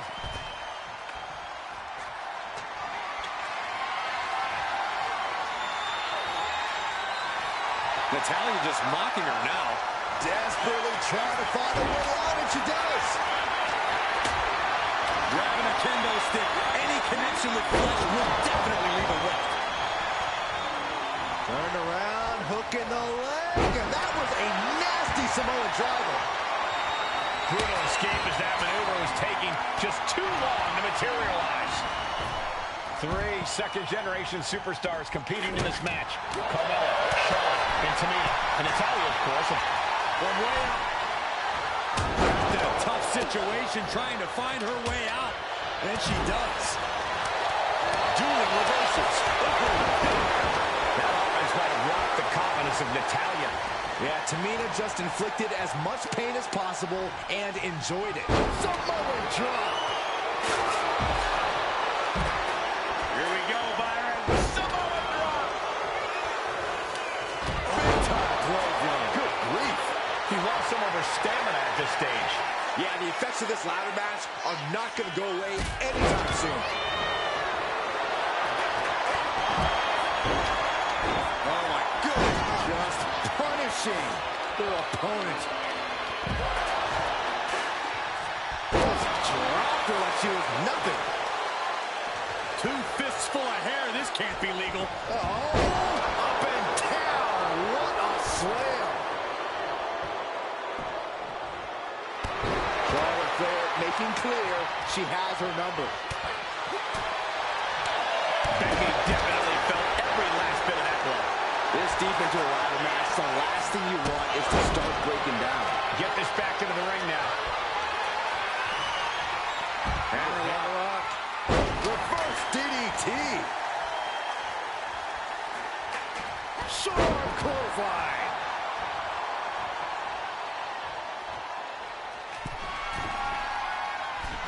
Metal work, forearm on point. Taking the action to the outside. Might be taking a breather here. Oh my God, a steel chair! Money in the Bank briefcase still hanging high. This is what it's all about. The opportunity of a lifetime. What are you willing to do? How much can you sacrifice to be the first Miss Money in the Bank? Head up that ladder. Center of the ring. Reaching. So close to victory. Any opening could be the opening. You just have to go for it. Carmella trying to snatch the contract. History in Mella's hands. It all comes down to this moment. But so much could still go wrong here. She goes under the ropes, back inside. She's able to evade. Lynch. Suplex roll through into the armbar submission. Disarm her is cinched. And you still need to find a way out of it. The Let's go to submission hold. Not sure what she's got planned here.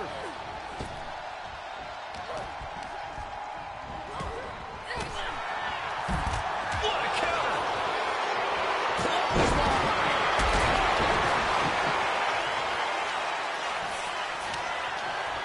Kendo stick to the skull. Boom. Looking to go up high.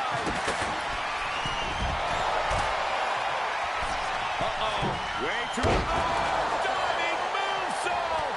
She's starting to struggle here. And all of this pain and discomfort will make ascending a ladder very challenging. History on the line. Guaranteed championship opportunity. Nothing but carnage happening in this one. 5 women fighting for their key to destiny. Willing to go through hell for it. Goodness, counters into a brutal clubbing blow. She's just looking to survive now. And in these situations, it's hard to not get desperate, to start going for Hail Mary plays. She's looking winded now. Yeah, but when ladders are part of the match, you really can't expect anything less. Producing a trampling.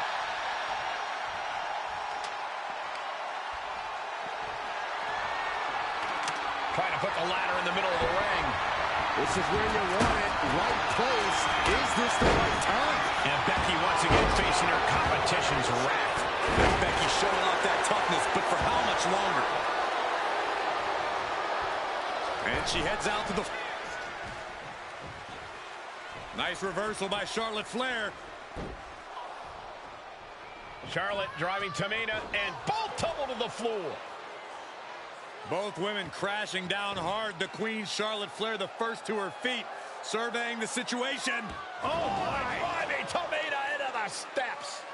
Well, you are seeing a heightened level of aggression, heightened level of intensity from all these competitors because of the stakes involved. Guys, where's Charlotte going? Flair looking to up the ante now from the top. Oh, my goodness, taking out everybody. The Queen rising to the occasion. What you just saw is why we say Charlotte is genetically superior. Yeah, undeniable athleticism from the Queen. Can it pave her way to the top of the ladder? Oh, no, they're coming this way. Just finishing their opponent. 2 fists full of hair. This can't be legal. Climbing up. But is there enough time to go for the win? Tamina's absolutely wrecking shop on Natalya, making sure the veteran won't have the strength to climb a ladder at all. Hands must be shaking up there, making it difficult to capture glory. The prize is literally there for the taking. Ladder set right in the middle of the ring. Starts to climb, but needs to move quickly. Ladder's in position. Gonna make the climb. Ladders. This could be the beginning of the end. Uh-oh. She's in place. Can she end this here? Is this the right time? Is this the career-making moment? Becky with history. And the agony has no reason to end as we see her tapping out in pain. Trying to reach it. Trying to win. The crowd is going absolutely crazy right now. They know this could be it. Maybe, just maybe, this could be it. This is so tense. The WWE Universe is waiting with bated breath. Mella just can't seem to stop this offense. Mella needs to rethink her strategy now. She's grabbing at the prize now. But it looks like that hook is causing a lot of problems up there. Release back suplex. Ouch. Working on the hook here. All eyes are glued high above the ring. Charlotte's at the top with the briefcase. Will she rise back to her throne? Just fingertips away now. And Lynch is doing her best to stay in this matchup. Yeah, Lynch's patented stubbornness, arguably the reason this match is still somehow going on.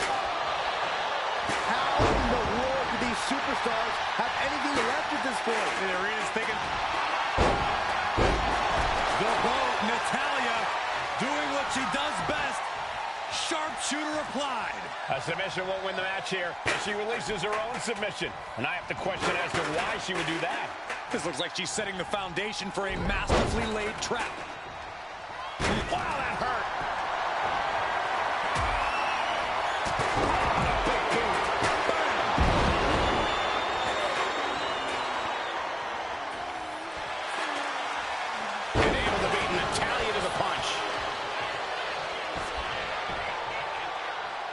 Otis, and a double axe handle smash. Picked up and being carried around now. Taking out the knee.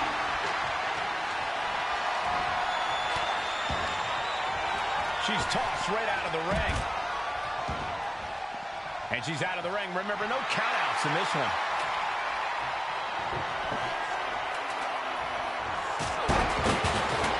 That's right, Carmella. Let her know. Let them all know. You are the most beautiful woman in all of WWE. Well-executed takedown. Everyone is on their feet in this building. Absolutely showing the respect for all the exertion these athletes are putting each other through. Counter from Tamina. Oh, what a boot. And up that ladder. Center of the ring. Climbing up. But is there enough time to go for the win? Meanwhile, we see Natalya. Ooh, what a forearm club. Dishing out a suplex.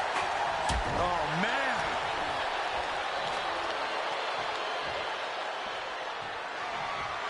Power slam. Good night.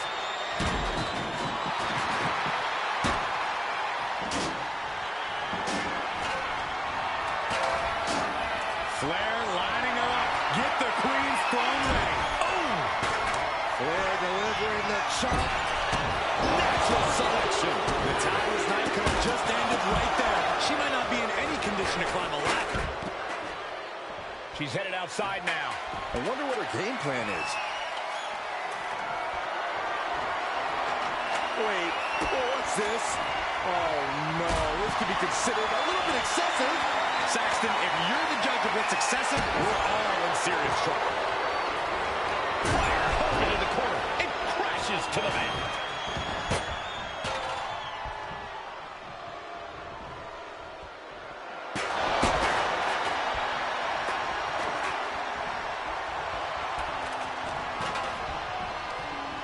Forced to the outside.